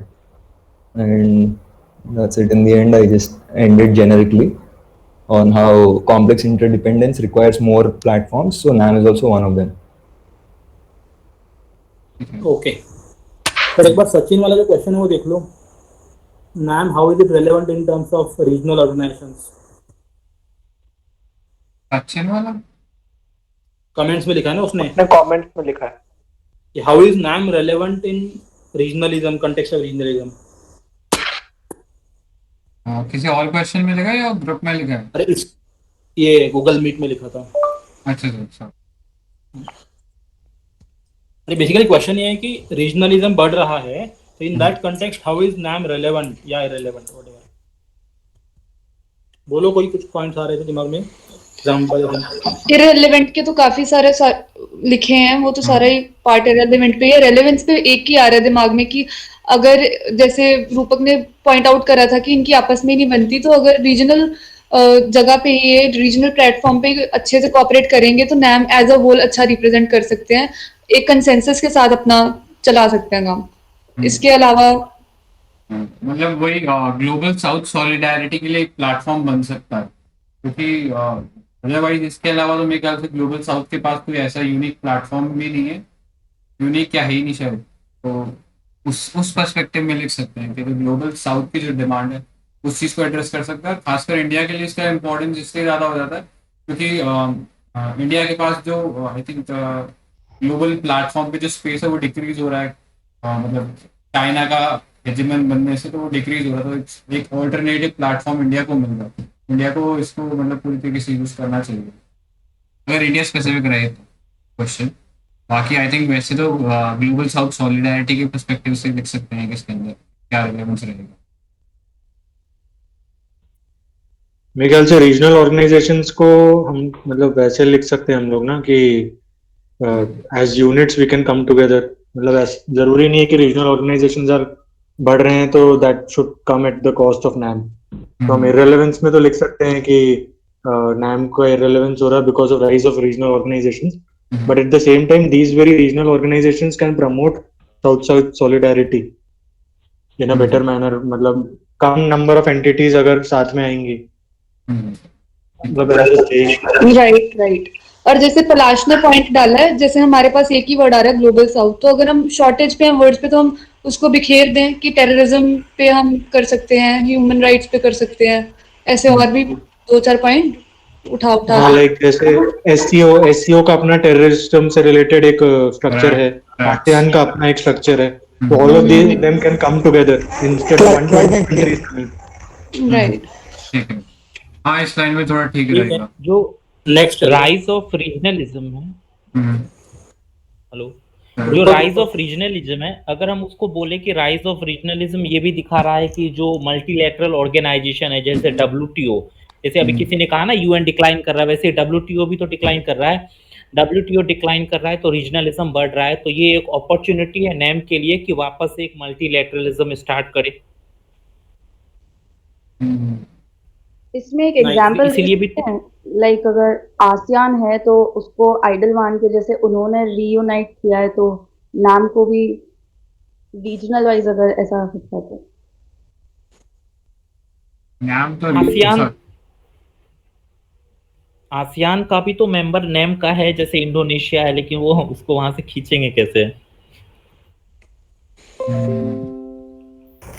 Like, can we take another perspective that the aims of regional organization and NAM are different in a sense. Like, both of them can coexist also, because regional organization are mainly focused on trade and all issues, but NAM is relevant in terms of environment, human rights, climate change, etc., which any regional organization cannot help. Correct. ठीक है, ये 2-3 points I think ये लिख सकते हैं। Next पे चलते हैं, काफी टाइम हो गया इस पे। हाँ नेक्स्ट चलो। Highlight the major feature of non-alignment 2.0 document. Nilesh please read your answer. हाँ तो अभी 1 घंटे में कम ही क्वेश्चन है, तो इसको मैंने बता देता हूँ। This is a very fresh question. एक 2012 में न्यू नॉन अलाइनमेंट 2.0 डॉक्यूमेंट आया था, और इसमें एक बहुत इंपॉर्टेंट पॉइंट ये शायद किसी ने कंफर्म नहीं किया था, non alignment as a strategy अलग है, नॉन अलाइनमेंट मूवमेंट अलग है। तो उसको नीलेश वॉइस ब्रेक हो रहा है शायद। वॉइस में यार वही वाला दिक्कत आ रहा है तेरे। जैसे मुझे 1 मिनट रुको, कोई मेरा आंसर रीड कर लो, मैं दूसरे फोन से लॉग इन कर रहा हूँ। ठीक है, मैं पढ़ लेता हूँ। मैं पढ़ता हूँ इसको। हाँ पढ़ ले। Ever since India had a clear and arguably a defensive policy based on strategic autonomy, non-alignment 2.0 emerged within the shift in conventional foreign policy to foster the present challenges. Broadly, it is surmounted around 3 factors: layout opportunity that India seeks to enjoy, identify threats and challenges that India is likely to confront. Third is define broad perspective and approach that India seeks to employ to enhance its strategic autonomy at global level. Non-alignment 2.0 broadly explain the factors in policy as Asian theater. मैं पढ़ लूँ, मेरा अगर साफ आ रहा है तो। Okay, हाँ पहले मैं बताता हूँ इसका अप्रोच ये है। देखो डॉक्यूमेंट में बहुत सारे पॉइंट्स थे। चाइना का एशियन थिएटर में जो पॉइंट्स थे वो पाकिस्तान, चाइना और नेबर को रिलेटेड थे। सिक्योरिटी का अलग था, एनर्जी न्यूक्लियर का अलग था, अब बाकी काफी सारे थे। तो बेसिकली पूरे डॉक्यूमेंट को 15 मार्क्स के क्वेश्चन में कंसाइज करना वाज नेक्स्ट टू इम्पॉसिबल। तो इसके और भी आंसर हो सकते हैं। बेसिकली जो पॉइंट है वो पहला ये है कि पूरा जो डॉक्यूमेंट है वो 3 फैक्टर्स पे है कि पहले इंडिया की जो अपॉर्चुनिटीज हैं उनको इंडिया कैसे लेवरेज करे, दूसरा जो थ्रेट है और जो उसके इंडिया के लिए जो थ्रेट्स हैं उनको कन्फ्रंट करना, उनके लिए क्या स्ट्रेटजी बना सकते हैं, और थर्ड है सबसे मोस्ट इम्पोर्टेंट कि जो हमारा सो कॉल्ड स्ट्रेटेजिक ऑटोनॉमी का पॉलिसी, मैं क्लियर आ रहा ना आज? हाँ क्लियर आ रहा। जो स्ट्रेटेजिक ऑटोनॉमी की हमारी पॉलिसी है उसको इनहैंस कैसे करना है। तो बेसिकली अगर हम चाइना की कंटेक्स्ट में देखें तो हमें जो एशियन थिएटर है पहला वाला जो चैप्टर था उसमें चाइना के कंटेक्स्ट में वी हैव टू रियलाइज कि एसिमेट्रिकल जो रिलेशन है वो आ चुके हैं, तो हमें कॉम्पिटिशन और कोऑपरेशन के बीच में एक अच्छा सा बैलेंस स्ट्राइक करना है। दूसरी बात, अगर हम बात करते हैं पाकिस्तान की, तो पाकिस्तान से हमें जो है बैक चैनल्स में एंगेज करना स्टार्ट कर लेना चाहिए। दूसरा उसके अलावा जो है इकोनॉमिक टाइज को भी ध्यान में रखना चाहिए। जो आगे जाके न्यूज में भी आया था कि अगर हम पंजाब और जो स्टेट है, नेबरिंग स्टेट्स हैं पाकिस्तान के, अगर वहां से इकोनॉमिक टाइज स्ट्रॉन्ग करें तो वही कॉन्सेप्ट आ गया कि if 2 countries have McDonald's they will never go to war with each other. उस कंटेक्स्ट में ये डाला गया था। तीसरी बात ये, अगर हम बात करते हैं कि अफगानिस्तान की, तो अभी जो ये पुराना डॉक्यूमेंट था उस समय कहा गया था कि हमें नॉर्दर्न अलायंस को जो है एक्टिवेट कर लेना चाहिए, क्योंकि ऑब्वियसली बात है once USA is leaving the Afghanistan soil there has to be repercussions. जो नॉन स्टेट एक्टर्स हैं वो पाकिस्तान के अंडर जो है एक्शन में आएंगे ही आएंगे। चौथी बात, अगर हम बात करते हैं मिलिट्री कैपेसिटी की, तो हमें वो कॉन्टिनेंटल से शिफ्ट करके ओशनिक की तरफ लाना चाहिए, जो हमने ओवर टाइम 2012 से 2020 के बीच किया है। उसके बाद मैं थोड़ा सा मतलब उस डॉक्यूमेंट को अभी प्रेजेंट कंटेक्स्ट में वो बता रहा हूँ, ठीक है। उसके अलावा जो हमारी कैपेसिटी है, जो क्रॉस बॉर्डर एंगेजमेंट है, सॉरी जो हमारी कैपेसिटी है वो इतनी इनहैंस करना कि जो भी क्रॉस बॉर्डर हमारे वो करता है, इंटरफेयर करता है, चाहे वो प्रॉक्सी वॉर्स हो चाहे वो टेररिज्म से हो, तो उनको उसकी कॉस्ट बहुत ज्यादा बेयर करनी पड़े। इसके लिए हमें अपने थोड़े रिफॉर्म करने चाहिए, जिसके लिए हमें पहला वो था चीफ ऑफ डिफेंस सर्विसेज का पोस्ट बनानी चाहिए जो आई थी बाद में, एक मैरीटाइम कमीशन होना चाहिए। उसके अलावा छोटे मोटे पॉइंट्स है कि we need a leap in technology and defence procurement, जिसके लिए अभी रिसेंटली डिफेंस प्रोक्योरमेंट पॉलिसी आई थी, और उसके अलावा हमारा मेन चीज होना चाहिए कि एडमिनिस्ट्रेशन में रिफॉर्म और फाइनली गवर्नेंस के ऊपर भी थोड़े रिफॉर्म्स होने चाहिए। उसके अलावा यूएसए को एक सिंपल पार्टनर से ज्यादा देखना चाहिए कि हम उस पर रीजनली डिपेंड नहीं हो सकते, सॉरी उस पर रीजनली डिपेंड होने की जगह उस पर जो है थोड़ा कोई जैसे हमारा क्वाड है उससे एंगेज करना ज्यादा इंपॉर्टेंट है यूएसए से। और उसके अलावा जो न्यूक्लियर कैपेसिटी है उसकी इंपॉर्टेंस को समझते हुए we have to focus on our energy security, चाहे वो न्यूक्लियर कैपेसिटी से हो चाहे वो रिन्यूएबल एनर्जी को करने प्राइमेसी देने के ऊपर, जो हमने ओवर टाइम किया भी है। उसके अलावा फाइनली कंक्लूजन में वही सब लिखा है कि नॉन अलाइनमेंट 2.0 जो डॉक्यूमेंट है उसमें काफी वैलिड पॉइंट्स है, लेकिन वो डिपेंड करते हैं कि हमारा एंगेजमेंट का लेवल कैसा है पूरे वर्ल्ड से, और दूसरा जियो इकोनॉमिक फैक्टर्स कैसे हैं। हमारा level of engagement over time improve हुआ है, लेकिन जियो इकोनॉमिक फैक्टर्स कहीं ना कहीं जो ऊपर नीचे आए हैं, चाहे वो कोविड का हो, चाहे चाइना से हमारा एंगेजमेंट हो, चाहे पाकिस्तान से हमारे प्रॉक्सी वॉर्स। That's it. इसमें एक चीज तो मैं ये बोलूंगा कि मैंने जो नॉन अलाइनमेंट 2.0 का डॉक्यूमेंट था वो वैसे का वैसा जो आया था मैंने वहाँ ग्रुप में डाल रखा है, उसी आंसर के नीचे किसी को चाहिए तो पढ़ लेना, उसके बेसिस पे अगर कुछ और पॉइंट्स तो ऐड कर लेना। बट स्टिल वही बोलूंगा फैक्चुअल आंसर है, उसको पूरे को कंसाइज करना इज नेक्स्ट टू इम्पॉसिबल, तो इसके वेरिएबल आंसर्स हो सकते हैं बहुत सारे।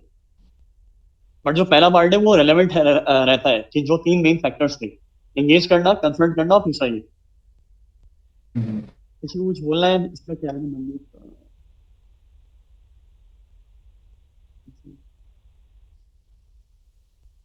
नवनीत भाई बोल ही दो, क्या बोल रहे हो? कोई कुछ बोल रहा है इसमें, मेरे को समझ नहीं आया। नवनीत जो पंजाब के साथ है वो टेंडेंसी है वहां पे, तो वो तो इंडिया के साथ सिक्योरिटी का भी प्रॉब्लम है ना, तो जो हम पाकिस्तान के साथ जो डील करते हैं तो क्या उसमें कुछ प्रॉब्लम भी आएगी इंडियन गवर्नमेंट को वो करने में, या कहीं उसके कारण तो हम पीछे तो नहीं होते? देखो ये आंसर पता है, ये आंसर मैंने नहीं लिखा है, ये आंसर टू द कंटेक्स्ट लिखा हुआ है मैंने जो डॉक्यूमेंट में है, क्योंकि डॉक्यूमेंट के बेसिस में आंसर लिखना था, तो मेरा कोई ओपिनियन नहीं है इसमें। जिसमें डॉक्यूमेंट में लिखा है कि हमें एंगेज करना चाहिए, at the same time security वाले में लिखा है कि there has to be repercussions, तो उसके लिए हमें मतलब इतनी अपनी टेक्नोलॉजी को एडवांस कर लेना चाहिए कि अगर इंटरफेयर कर भी रहा है तो उसको कॉस्ट ज्यादा बेयर करनी पड़े इंटरफेरेंस की। तो बेसिकली मतलब मेरा इसमें कोई सेपरेट पॉइंट नहीं है। आई थिंक इसमें डिस्कशन कुछ है तो देखते हैं, मेरे को लगता नहीं इसमें। Sachin saying something? नेक्स्ट कर लो यार, काफी फैक्चुअल क्वेश्चन था ये तो। और हाँ next question or we can यार कोई एक डांस में बोल रहा है शायद। कौन बोल रहा है यार? yes तो संजय एक मिनट, सचिन कुछ बोल रहा है, उसकी आवाज कट रही है। करेक्ट सचिन आवाज कट रही है यार, आप प्लीज या तो टेलीग्राम उसमें डाल दो कमेंट।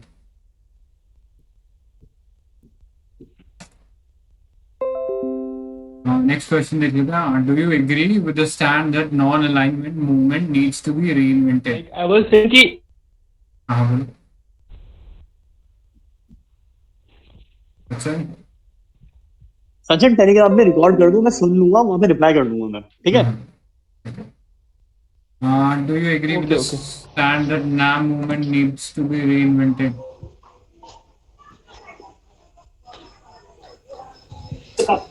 जल्दी करवाना। इस पे कौशिक ने लिखा है, मयंक ने लिखा है, समीप ने लिखा है और सचिन ने भी लिखा है। तो यार कौन बोलेगा यार इस पे, बता दो। मयंक है क्या? सचिन का आंसर मेरे को लगा कि बेटर है, तो सचिन अगर कर ले, अगर उसकी आवाज नहीं आ रही है बिल्कुल भी तो फिर मैं डिस्कस कर लेता हूँ। उसका आंसर करेगा? इनका पढ़ लेता हूँ, संजय पढ़ ले तू। आई थिंक समीप ने कर रखा ना। समीप यार तू बता दे क्या था इसमें। हाँ ठीक है, मैं वैसे देख मोस्टली हम लोगों का आंसर सेम ही है content wise, but I guess इसने कॉन्टेक्स्ट बेटर सेट किया है। तो लाइक क्वेश्चन क्या है exactly? Do you agree with the stand that non alignment movement needs to be reinvented? तो basically both of us what we have done is initially हमने context set किया है कि व्हाट इज नैम, और NAM के बाद क्या कहते हैं, क्या क्या रीजन है कि वो इररेलेवेंट हो रहा है करके, and then we have moved on to why there is a need to reinvent NAM. The keyword is reinvention of NAM. तो वो relevance irrelevance नहीं है, reinvention है. तो उस पे फिर Sachin has written the answer. मैं अपना आंसर पढ़ूं कि इसका क्लियर नहीं दिख रहा है मेरे को. एक बार इसका पढ़ लेते हैं, देन आप अपने एक्स्ट्रा पॉइंट बोल दो, यूनिक पॉइंट जो है. एक्चुअली इसी के आंसर में मेरे जो पॉइंट्स हैं वो भी हैं और इसमें कुछ एक्स्ट्रा पॉइंट्स भी हैं, तो मेरे ख्याल से बेटर होगा कि इसी का आंसर पढ़ ले. ठीक है, अब दिख रहा है क्या आंसर? हाँ, थोड़ा ऊपर करना इंट्रोडक्शन की तरफ. मेरे को दिख तो रहा है बट इंट्रो नहीं आ रहा है उसमें. अरे मैं पढ़ लेता था क्या. हाँ ठीक है. Global world order has undergone a turn in last few decades. With the end of Cold War, non-alignment movement and its relevance had been questioned. Non-alignment movement was a product of Bandhan Conference. Belgrade, Nehru commented वो normal point दिए हैं. Not military power nor economic power. It is still power. Call it moral force. But beyond moral force, entire geopolitical architecture standing on nations Sri Raja Rama held that NAM is in state of coma. Relevance was in danger when even before Cold War without any tangible outcome. NAM had failed to defend its member Iraq, international economic order and global non-proliferation have failed to see daylight. Even Indian PM avoided 16th and 17th NAM. तो ये basically वो context set कर दिया उसका कि why there is a need for reinvention. Beyond empty rhetoric and formal summits, NAM has failed to move beyond its early years of anti-imperialism, anti-colonialism, self-determination. There has been attempts to reinvent NAM. इसमें सबसे पहले इसने हवाना declaration ही दिया हुआ. वो 4 हमने पहले भी थे, वही 4. तो इट्स लाइक क्या रीइन्वेंशन कर सकते हैं नाम का. तो it's like strengthening UN, multilateralism, address challenges of globalization, respect cultural diversity, and implementation of human rights objectively. So, Havana declarations में नए कुछ points दिए हैं so as to reinvent NAM according to present context. There is a need to move beyond these commitments. Creating the framework of implementation will help in aiding the growth of NAM in a multipolar yet fractured world. Rising powers like India and China spend critical leverage. Complex interdependence demands that global threats like terrorism, pandemic, climate change, to NAM can nudge global north to take tangible action. If we take a liberal institutional view, NAM should not fear from regionalism, rather use to strengthen NAM organization. Regular summit taking post-colonial view, NAM is primarily a group of third world countries. It needs collective work to safeguard autonomy and implement human rights fairly. Similarly, Marxist argue that NAM is bulwark against neoliberal globalization. Despite the need to reinvent NAM, it can take inspiration from its glorious history. It has been captured for peace, engine of autonomy and independence. Still, NAM is the largest organization outside even. As argued by Samir Sar and Shashi Tharoor in their book Global Disorder, Global Community has faced multi-various challenges like my pandemics, nuclear non-proliferation, and becoming moral voice of representative of the world. मेरे ख्याल से इसमें मैंने भी mostly जो points डाले हैं वो इसी लाइंस पे डाले, तो लाइक इज नथिंग डिफरेंट. एक चीज मैंने डाली थी जो मिनिस्ट्री ऑफ एक्सटर्नल अफेयर्स का था. NAM समिट में 2019 में उन्होंने बोला था कि मेरे ख्याल से मोदी नहीं NAM समिट में एक्सटर्नल अफेयर्स का जो ऑफिशियल डॉक्यूमेंट था उसमें था कि they argued for reform multilateralism as a 21st century imperative. तो reform multilateralism as a 21st century imperative NAM summit में बोला था, and we can use NAM to provide space for action to reform global governance institutions. तो मतलब कुल मिला के हमको वो सारे पॉइंट्स लिखने जहाँ पे हम लोग अभी प्रेजेंट कॉन्टेक्स्ट के हिसाब से NAM के ऑब्जेक्टिव्स चेंज करके NAM को रेलेवेंट बना सकते. तो मतलब कुल मिला के क्वेश्चन का पूरा पॉइंट वही है कि अभी के जो चैलेंजेस हैं उनको किस तरह से एड्रेस करने में NAM can help by reinventing it's objectives.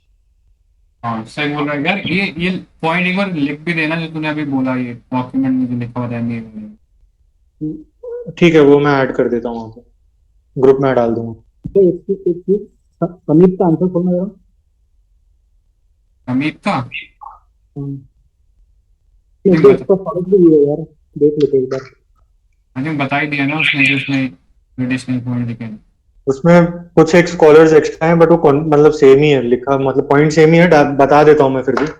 हाँ वही मतलब एक बार देख मतलब जो इररिलेवेंस वाले पॉइंट्स में मैंने वही हर्षपंत राजा मोहन लिखा है। हर्षपंत था कि मूवमेंट टिकिंग टू ओल्ड ट्रिबुलेट, और राजा मोहन ने लिखा था कि मूवमेंट इन कोमा। विवेक काटजू ने एक लिखा था कि why it is getting irrelevant because interest of countries like India is not entirely in sync with other developing countries, so evolving priorities must be taken into it. ये irrelevance पे था। Then relevance में reinvention में जैसे rise of rest वाला point दिया था फरीद जकारी ने, तो रेस्ट के कॉन्टेक्स्ट में developmental partnership south south cooperation, तो वो वाला एक। फिर एम के नारायण ने लिखा है कि स्मॉल स्टेट्स के लिए डब्ल्यूटीओ में अपने इंटरेस्ट को परस्यू करने के लिए नाम इज द बिगेस्ट थ्रेट। फिर कोई कॉम्प्लेक्स इंटरडिपेंडेंस वाला जो पॉइंट टेररिज्म पैंडेमिक्स वाला वो सचिन ने भी लिखा हुआ। मार्क्सिस्ट वाला पॉइंट है नेक्स्ट, वो भी सचिन ने लिखा है। देन एक पोस्ट कॉलोनियल पर्सपेक्टिव वाला पॉइंट है जो सचिन ने लिखा, मेरे ख्याल से स्कॉलर मेंशन नहीं है, स्कॉलर उसका टीपी श्रीनिवास। फिर अगला एमईएन नाम सबमिट वाला पॉइंट लिखा है मैंने, वो मैं ऐड कर देता हूँ फिर, जो अभी बोला था रिप्रेजेंटेटिव।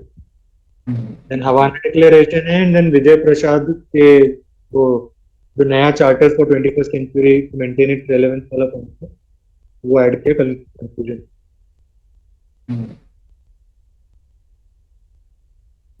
ख्याल से अगर वो न्यू टेम्पलेट ऑफ ग्लोबलाइजेशन वाला पॉइंट जो अभी रिसेंट के वर्चुअल समिट में मोदी जी ने बोला वो भी ऐड कर, अगर कहीं ऐड करना है। कुल मिला के मतलब ये कि नए कॉन्टेक्स्ट में you have to create new points and उसके अकॉर्डिंगली नाम का पूरा जो वो है वो बदल सकते हैं, और उसका जो भी अप्रोच है नाम का टुवर्ड्स वर्ल्ड पॉलिटिक्स वो चेंज किया जा सकता है। लाइक शायद नटवर सिंह नहीं बोला था अभी लास्ट क्वेश्चन में, हम लोग डिस्कस कर रहे थे, it is not a dogma, so you can evolve it according to।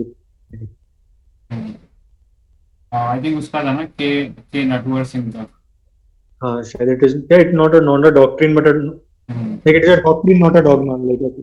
हाँ ओके नटवर सिंह का डाल सकते हैं कभी। हाँ मतलब नाम को सिर्फ वो कोल्ड वॉर के कॉन्टेक्स्ट में लिखने की जरूरत नहीं है, इसलिए इस कॉन्टेक्स्ट में we can change objectives of.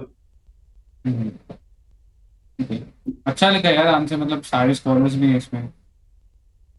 पहले वाले में शायद स्कॉलर्स मिसिंग थे, उसी कारण से और एडिशनल पॉइंट्स पे। हमारे पॉइंट्स मतलब सेम ही है, शायद सेम कंटेंट भी है, वो कुछ जगह स्कॉलर्स हैं कुछ जगह नहीं है, तो स्ट्रक्चरिंग भी ऑलमोस्ट सेम ही है। तो आई गेस कोई सा भी एक आंसर पढ़ा तो वो एड्रेस हो जाएगा। ये मतलब आंसर काफी होलिस्टिक है, हाँ चल सकते हैं आगे। चलते हैं। अच्छा, इन 6 क्वेश्चंस में जो नाम का जो टॉपिक है, I saw that there are almost 15 to 16 scholars, तो इज देयर एनी मैक्सिमम वो फॉर कोटिंग द स्कॉलर्स, मतलब कोई ऐसा कुछ होता है, ऐसा कोई रूल है, like how many scholars can we quote? Because मैं भी नोट कर रहा था, करते करते ऑलमोस्ट शायद 16-17 तक पहुंच गए। फर्स्ट थंब रूल तो यही है, जितने आपको याद रहे उतने आप कोट करो। हाँ वो तो ऑफ कोर्स, बट हाँ आइडियली 3 से 4 है तो मेरे ख्याल से मोर देन इनफ है।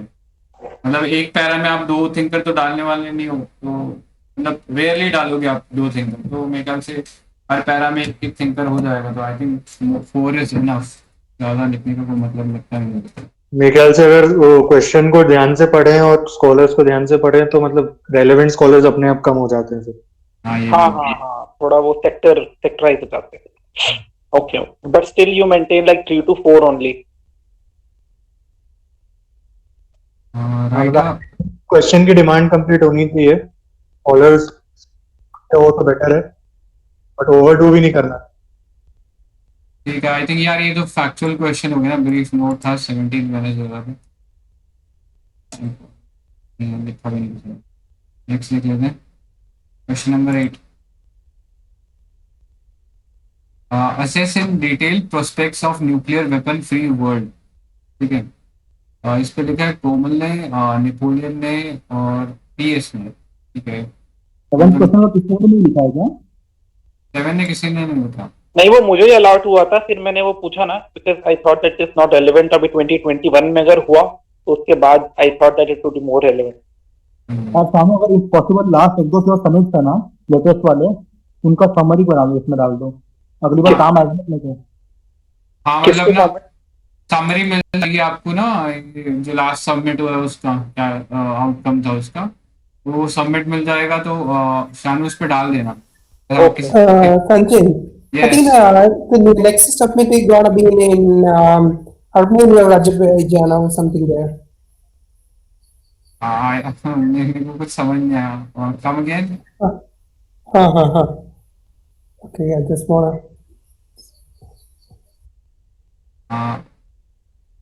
Are you saying Eric something? No.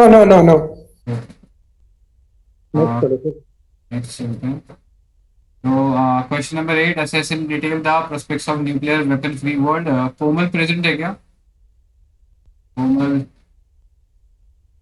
R K ने इसके ऊपर बहुत, आई थिंक रूपक ने शायद बहुत इलैबोरेट इसके ऊपर कमेंट किया, तो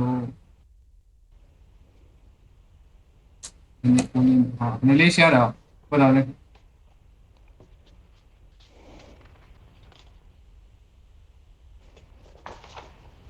नीलेश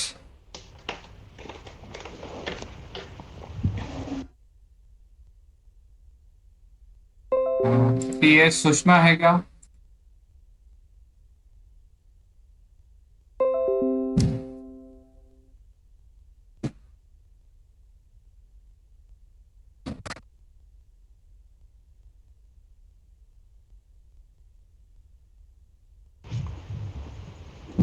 मैं पढ़ लूं क्या? नहीं, नीलेश आ क्या शायद। हाँ. हेलो मेरा आवाज साफ है ना? हाँ यार आ तो रहा है। हाँ सारा साफ आ रहा है ना? ओके, मेरा आंसर था इसमें मैंने किसी और ने भी आंसर डाला था ना अपना? हाँ 3 लोग ने डाला है, कोमल ने भी डाला है, सुषमा ने मैंने एक्चुअली थोड़ा सा नेगेटिव उसमें लिखा हुआ है कि न्यूक्लियर फ्री वर्ल्ड के बाद बेसिकली मेरे पास एक डॉक्यूमेंट था, उसमें केनेथ वॉल्स और ये स्कॉट सैगन का डिबेट था। तो केनेथ वॉल्स जो उसको सपोर्ट कर रहा था, नहीं सॉरी, हाँ केनेथ वॉल्स अपोज कर रहा था और सैगन जो है उसको वो कर रहा था, सपोर्ट कर रहा था न्यूक्लियर फ्री वर्ल्ड को। तो बेसिकली मतलब डिबेट का पॉइंट ये था कि अगर न्यूक्लियर वेपन एबॉलिश होते हैं तो इसका एक ही इसका जो मीनिंग होगा वो वर्ल्ड और ज्यादा सेफ हो जाएगा ताकि वर्ल्ड वॉर फ्री हो पाए। तो बेसिकली जो इनिशियली है कि जो हम बोलते हैं कि जो है कि न्यूक्लियर जीरो जिसे बोलते हैं उसके केनेथ वॉल्स की लैंग्वेज में, तो उसको अटेन करने के लिए हमेशा जो है एक सेना कुछ स्टेट जो है जो भी उसको न्यूक्लियर वेपन्स को जो छोड़ेंगे वो एक ना एक ऑप्शन हमेशा रखेंगे ताकि दोबारा, मेरा आवाज क्लियर आ रहा है ना अभी भी? क्लियर आ रहा है। हाँ ठीक है, वो कोई ना कोई ऑप्शन हमेशा रखेंगे कि दोबारा रिट्रीव कर पाए। इसके 2 रिपरकशन होंगे। पहला रिकरिंग कि कुछ भी हो दूसरे स्टेट को इंसेंटिव मिलेगा कि न्यूक्लियर वेपन को छोड़ देना चाहिए और उसके लिए वो इनिशिएशन लेंगे। और दूसरा जो आपका वो है डिटरिंग कंपोनेंट है, यानी जैसे जो स्टेट अपना वो छोड़ रहा है, न्यूक्लियर वेपन छोड़ रहा है या उसको गिव अप कर रहा है, तो उसको पता है, तो बाकियों को लगेगा कि इसके पास ऑप्शन होगा रिटेन करने का, तो हमें भी रखना चाहिए। तो टोटल जो होगा डिटरेंस में कमी होगा ही नहीं, वो एक लेटेंट डिटरेंस के नाम से होगा कि ये कभी भी न्यूक्लियर कैपेबिलिटी को एनहांस कर सकते हैं। दूसरी बात ये कि जो रियलिस्ट पॉइंट ऑफ व्यू है कि कभी भी जो है पावर पॉलिटिक्स हमेशा वर्ल्ड में प्रिवेल करता है, तो जो कॉन्फ्लिक्ट होगा नेशनल इंटरेस्ट को हमेशा रहेगा और हमेशा वॉर रहेगी। इवन अगर आप न्यूक्लियर डिटरेंस और ये न्यूक्लियर जीरो की तरफ भी बढ़ रहे हैं तो थोड़ा सा फोर्स डिटरेंस को भी आपको करना पड़ेगा, फोर्स करना पड़ेगा ताकि स्टेट को छोड़ना पड़े वो। जैसे अभी जो है यूएसए कर रहा है नॉर्थ कोरिया ईरान के ऊपर कि आपको नए न्यूक्लियर वेपन्स अटेन नहीं करने। थर्ड ये है कि जब तक ये रहेगा कि न्यूक्लियर वेपन का होना मतलब कि आपकी डिफेंस कैपेबिलिटी एनहांस हो रही है, तो हमेशा स्टेट ट्राई करेंगे कि न्यूक्लियर कैपेबिलिटी को अटेन किया जाए, तो कभी भी खत्म नहीं होगा। तो एक तरह से ये काफी प्रैक्टिकल है कि न्यूक्लियर जीरो का होना वर्ल्ड में। और फाइनली जो वो है कि हमेशा एक कॉन्सेप्ट मिलेगा कि स्टेट जो है चीट करके दोबारा रिटेन कर सकते हैं, तो दूसरों को भी इंसेंटिव मिलेगा कि हमें भी चीट करके जो है दोबारा, ये शायद मैंने पहला पॉइंट दोबारा लिख दिया मैंने। और फाइनली स्कॉट का जो व्यू है वो ये है कि अगर ज्यादा से ज्यादा जो उसने सपोर्ट किया है इसको न्यूक्लियर जीरो को, इसलिए कि अगर ज्यादा स्टेट्स जो है न्यूक्लियर कैपेबिलिटी को अटेन करते हैं उसका मतलब ये हुआ कि कहीं ना कहीं से वो किसी ना किसी तरीके से टेररिस्ट या नॉन स्टेट एक्टर्स के हाथ में आ जाएगा, जो सही नहीं है। तो फाइनली मैंने थोड़ा सा वो एग्जाम्पल लिखे हुए थे, एक बार जो 1977 में हुआ था, जो वेस्ट जर्मनी में कुछ वो थे फैक्शन थे राइट विंग वाले, उन्होंने यूएस के कैंप में अटैक करके ट्राई किया था कि न्यूक्लियर वेपन्स को वहां से चोरी किया जाए। तो ये है मेरे points. That's it. I think ये वाला जो पार्ट लिखा है ना, कॉन्फिडेंस, मतलब वो वाला ट्रस्ट वाला फैक्टर है, तो वो तो आई थिंक शायद गेम थ्योरी में है ना, प्रिजनर डायलेमा। हाँ हाँ हाँ हाँ हाँ, वो उसने वही से उठाया। हाँ, तो मेंशन वाला था, तो एक वैल्यू लोडेड टर्म हो जाता है। ठीक है, बाकी यार जो दो ने लिखा है कुछ यार पॉइंट्स बता दो। रूपक प्रेजेंट है क्या? रूपक रूपक ने पॉइंट लिखे थे। हाँ, रूपक के पॉइंट्स थे। रूपक ने खतरनाक रिव्यू दिया इस पे। हाँ। वो किसने लिखा हुआ आंसर? वो आंसर ही पढ़ लीजिए ना। अच्छा, वो ठीक है क्या? आंसर अरे रूपक अपना ही बोल दो ना। मतलब जिसने भी लिखा, नाम नहीं याद, कोमल है शायद, कि उसने आंसर सही लिखा है। मैंने बोला कि बस डिस्कोर्सेस में उसको लिख सकते क्या, उसी पॉइंट्स को मैंने डिस्कोर्सेस के अंदर डाल दिए थे बस। अच्छा, नहीं मतलब मैंने इसका चेक किया, आंसर अच्छे लिखते हैं, एक बार पढ़ ही लेता हूँ ना इसका कोमल को। पढ़ लो आंसर, अच्छा इसके एग्जाम्पल्स अच्छे हैं। Scott second said that it may be hard to start the nuclear war, but it is not impossible to start. So nuclear weapon elimination has been in the focus. Today, the focus of governance is shifted from deterrence and mutually assured destruction towards other concerns like poverty, climate change, economic meltdown, new influenza virus, etc. This provides us a ground of optimism with regard to nuclear-free world. Bilateral agreement like the New START between USA and Russia, multilateral arrangement like NPT, CTBT, etc. Creation of zone of peace like the Southeast Asian nuclear weapon-free zone, Africa, Latin America are some of the positive steps in this direction. There have been commercial arrangements like NSG, MTCR, AG, Australian Group, Wasner Group, who work in this direction. They diverge the nuclear resources for outer development works. ये क्या मतलब होती है diverge?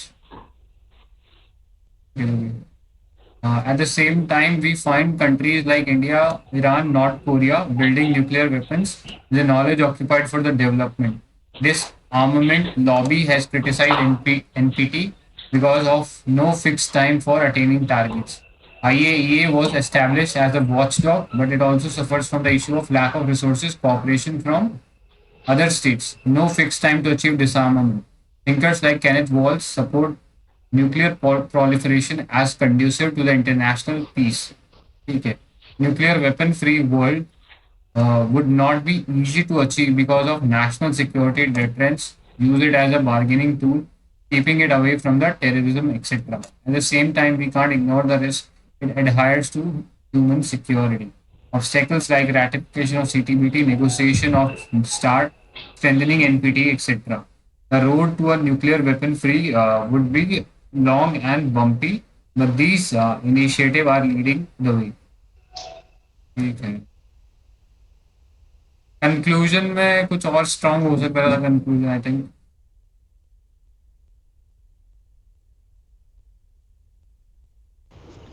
Social constructivist वही point है कि अगर nuclear free world की तरफ आप एडवांस कर भी रहे हो तो आपको स्ट्रॉन्ग वेरिफिकेशन और क्या बोलते हैं उसको इन्फोर्समेंट का कुछ वो चाहिए, ट्रीटी बेस्ड जो इन्फोर्सिंग एजेंसी हो, कुछ होना चाहिए उसकी।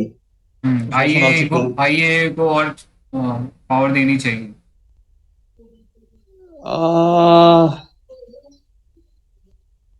फिर वो तो वाला कॉन्सेप्ट आ जाएगा कि सॉवरेनिटी को आप डाइल्यूट कर रहे हो, मतलब ये जो हम पढ़ते आ रहे हैं उसके बेसिस पे बोल रहा हूँ मैं। हम सोशल कंस्ट्रक्टिविस्ट से कंक्लूड नहीं कर सकते क्या?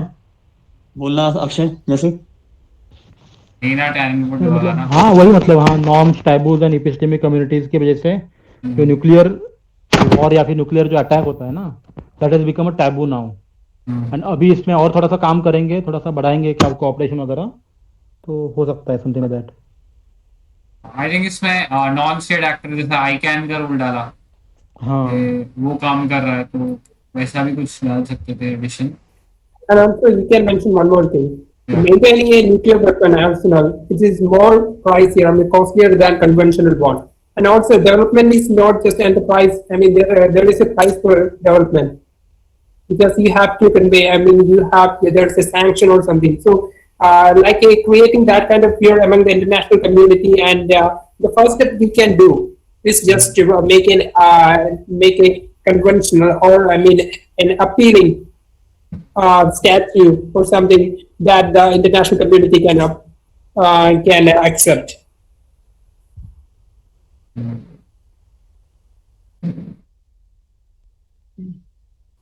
संजय यस यस हाँ सही है इसमें मैंने एक कोड और एक जो मैंने डॉक्यूमेंट रेफर किया था वो मेरा कॉलेज का डॉक्यूमेंट था। अच्छा डॉक्यूमेंट है, इसमें अगर चाहिए तो पढ़ लेना उसके बाद। कॉड सेकंड और केनेथ वॉल्स वाला मैंने वो ग्रुप में डाल दिया टेलीग्राम में। और एक उसमें थॉमस शेलिंग का कोड भी था कि जब तक ब्रेन सर्जरी का कोई कॉन्सेप्ट नहीं होगा तब तक हमेशा सबको याद रहेगा कि न्यूक्लियर वेपन की वेपन है दुनिया में और वो दोबारा बना सकते हैं उनको आप।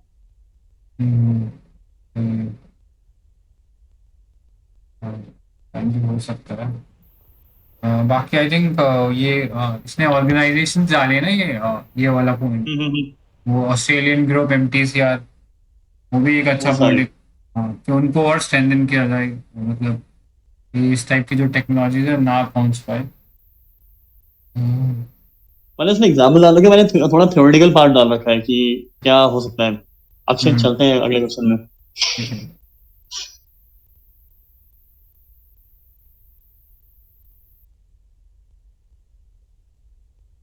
Next question number 9. Discuss the evolution of non-proliferation of nuclear weapons in the post-Cold War period. Aditi ji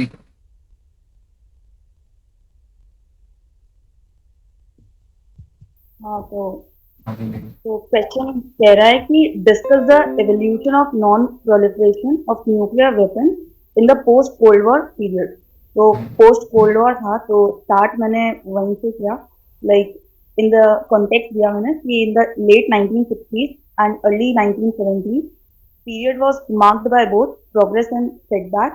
On the one hand, UN established the first framework relating to nuclear weapons with nuclear proliferation treaty, and the world's two biggest superpower USA and Soviet Union took some initial steps towards limiting their nuclear arsenal. तो इससे पहले जो भी हुई थी जैसे limited test ban treaty वगैरह नहीं डाली मैंने, तो ये स्टार्ट 2 हुई थी ड्यूरिंग 1991 सोवियत यूनियन के डिसइंटीग्रेशन के बाद, तो मैंने वो डाला है। फिर यही कि NPT है international treaty to stop the spread of nuclear weapon, और साइन हुई थी 1970 में, मतलब 68 और 70 कॉन्टेक्ट दिया। फिर मैंने उसका बताया कि 2 कैटेगरीज होती है न्यूक्लियर वेपन स्टेट और नॉन न्यूक्लियर वेपन स्टेट, और इसकी जो 3 होती है under the treaty there are 3 features कि all party had to commit to general and complete disarmament, और नॉन न्यूक्लियर वेपन स्टेट को अक्वायर या डेवलप करना लिमिटेड होगा वेपन, और तीसरा कि तीसरा लिखा नहीं है मैंने इसमें है ना, some state parties like South Sudan, India, Israel और Pak are outside this treaty. फिर मैंने इधर स्कॉट डी सदन को कोट किया कि दैट वो बिलीव करते कि नॉन वेस्टर्न स्टेट के पास नहीं होनी चाहिए nuclear weapon because of their incapability of handling the nuclear weapon. तो उसके बाद मैंने फिर से लिखा कि other than nuclear weapon state all other parties were under obligation to sign comprehensive safeguard agreement with IAEA। तो इसके अंदर भी 3 चीजें थी, जैसे सिविल न्यूक्लियर कॉर्पोरेशन और IAEA के साथ जो सेफगार्ड कॉम्प्रिहेंसिव रेगुलर चेक्स बनाने रखते हैं, और एक तीसरा फीचर था डिसआर्मामेंट। तो इन तीनों को कोट करा मैंने, और फिर मैंने थोड़ा सोचा कि न्यूक्लियर और बता दूं जो एवोल्यूशन हुआ है, तो PTBT को किया मैंने कोट, फिर CTBT को किया। जैसे PTBT को मना किया था कि stop testing in atmosphere and water, CTBT ने कहा कि फर्दर इवन अंडरग्राउंड में भी नहीं कर सकते हैं टेस्टिंग। फिर एक शैनन मैंडेट करके था, तो उन्होंने FMCT को उन्होंने ये FMCT लेके आए थे, ताकि मतलब to ban the production of fissile material और वेपन ग्रेड मटेरियल। तो उसके बाद मैंने केनेथ वॉल्ड और मेयर शिमर को कोट किया that they believe in nuclear proliferation as they consider them as weapons of peace, and Cold War remained Cold War because of nuclear weapons. So certain treaties were also designed to be used on battlefield in military situations like tactical nuclear. तो मैंने इसमें थोड़ा सा realism का context डाला कि Kenneth Waltz और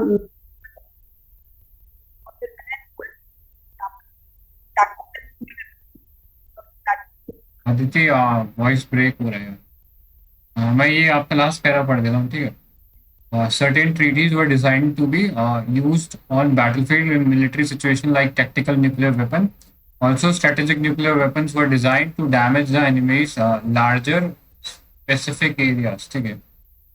In the light to prohibit the disarmament nuclear weapon, William Ralph Ing rightly says it's useless for sheep to pass resolution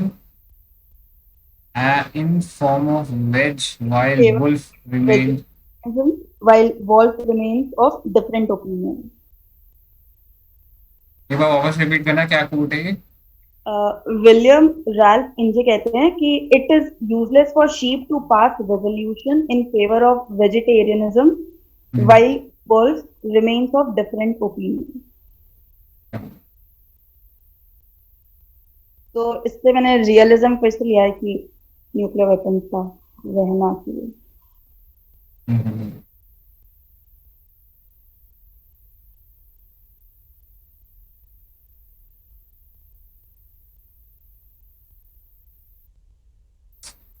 हाँ, थोड़ा सा कंक्लूजन और थोड़ा सब्सटैंशिएट होता था ना, मतलब इसमें अभी एकदम आइडिया नहीं लग रहा है कि मतलब वो क्या बात हो रही है।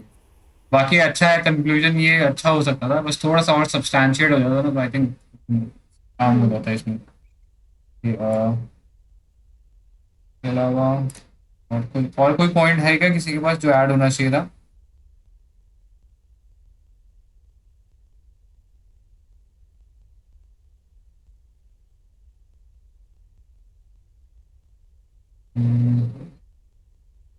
ट्रीटी डाल दिया। आई थिंक कुछ ट्रीटीज थी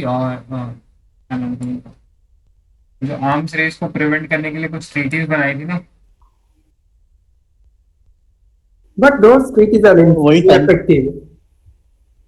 What? Actually, actually there is a demand for, new treaty to be, especially the feasible material cut-off treaty, MTCR, NSG.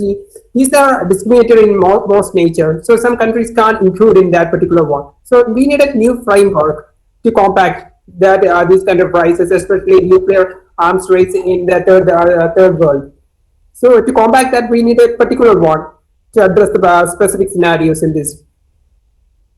Treaties और भी थी जैसे लिमिटेड टेस्ट बैन ट्रीटी और सॉल्ट वगैरह, बट वो प्री न्यूक्लियर मतलब कोल्ड वॉर के time थी। तो इसमें क्वेश्चन है पूछा है post cold war. I think there's an issue. Okay, we said that there's a limited test ban treaty. Actually, that does not include underground test bans.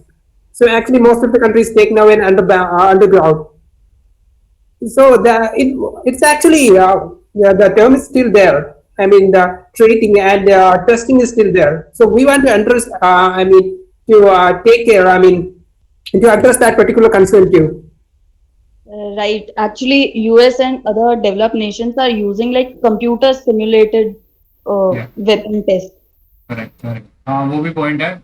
इसके अलावा एक डिमेंशन जो ऐड हो सकता था वो था कि रिसेंटली जैसा यूएस ने पुल आउट कर दिया आईएनएफ ट्रीटी से, इंटरमीडिएट न्यूक्लियर रेंज के जो वो थे न्यूक्लियर फोर्स ट्रीटी, हाँ उसमें से भी निकाल दिया। और न्यूज स्टार्ट जो है आई थिंक 2021 में ही एक्सपायर होना था, तो आई थिंक वो भी शायद उस पर भी कोई बात नहीं हुई। तो ये हाँ these treaties were sort of bulwark to the arms race which was happening in Cold War, ठीक है। तो ये जो बुलवॉक से हटने के बाद there is मतलब इंक्रीज ही हो रहा है आर्म्स रेस में, ठीक है। तो एक शायद ये डायमेंशन आ सकता था इसके अंदर। Actually, one more point. Okay, this is a new treaty. They are in the process to include India because INF, that kind of treaties, India North Korea, DPRK, Iran, that kind of countries is not included, only US and Russia. So there's a new treaty under development. They include most of the nations, those who have. हाँ मतलब China के example में शायद I think That's why Trump withdrew from INF.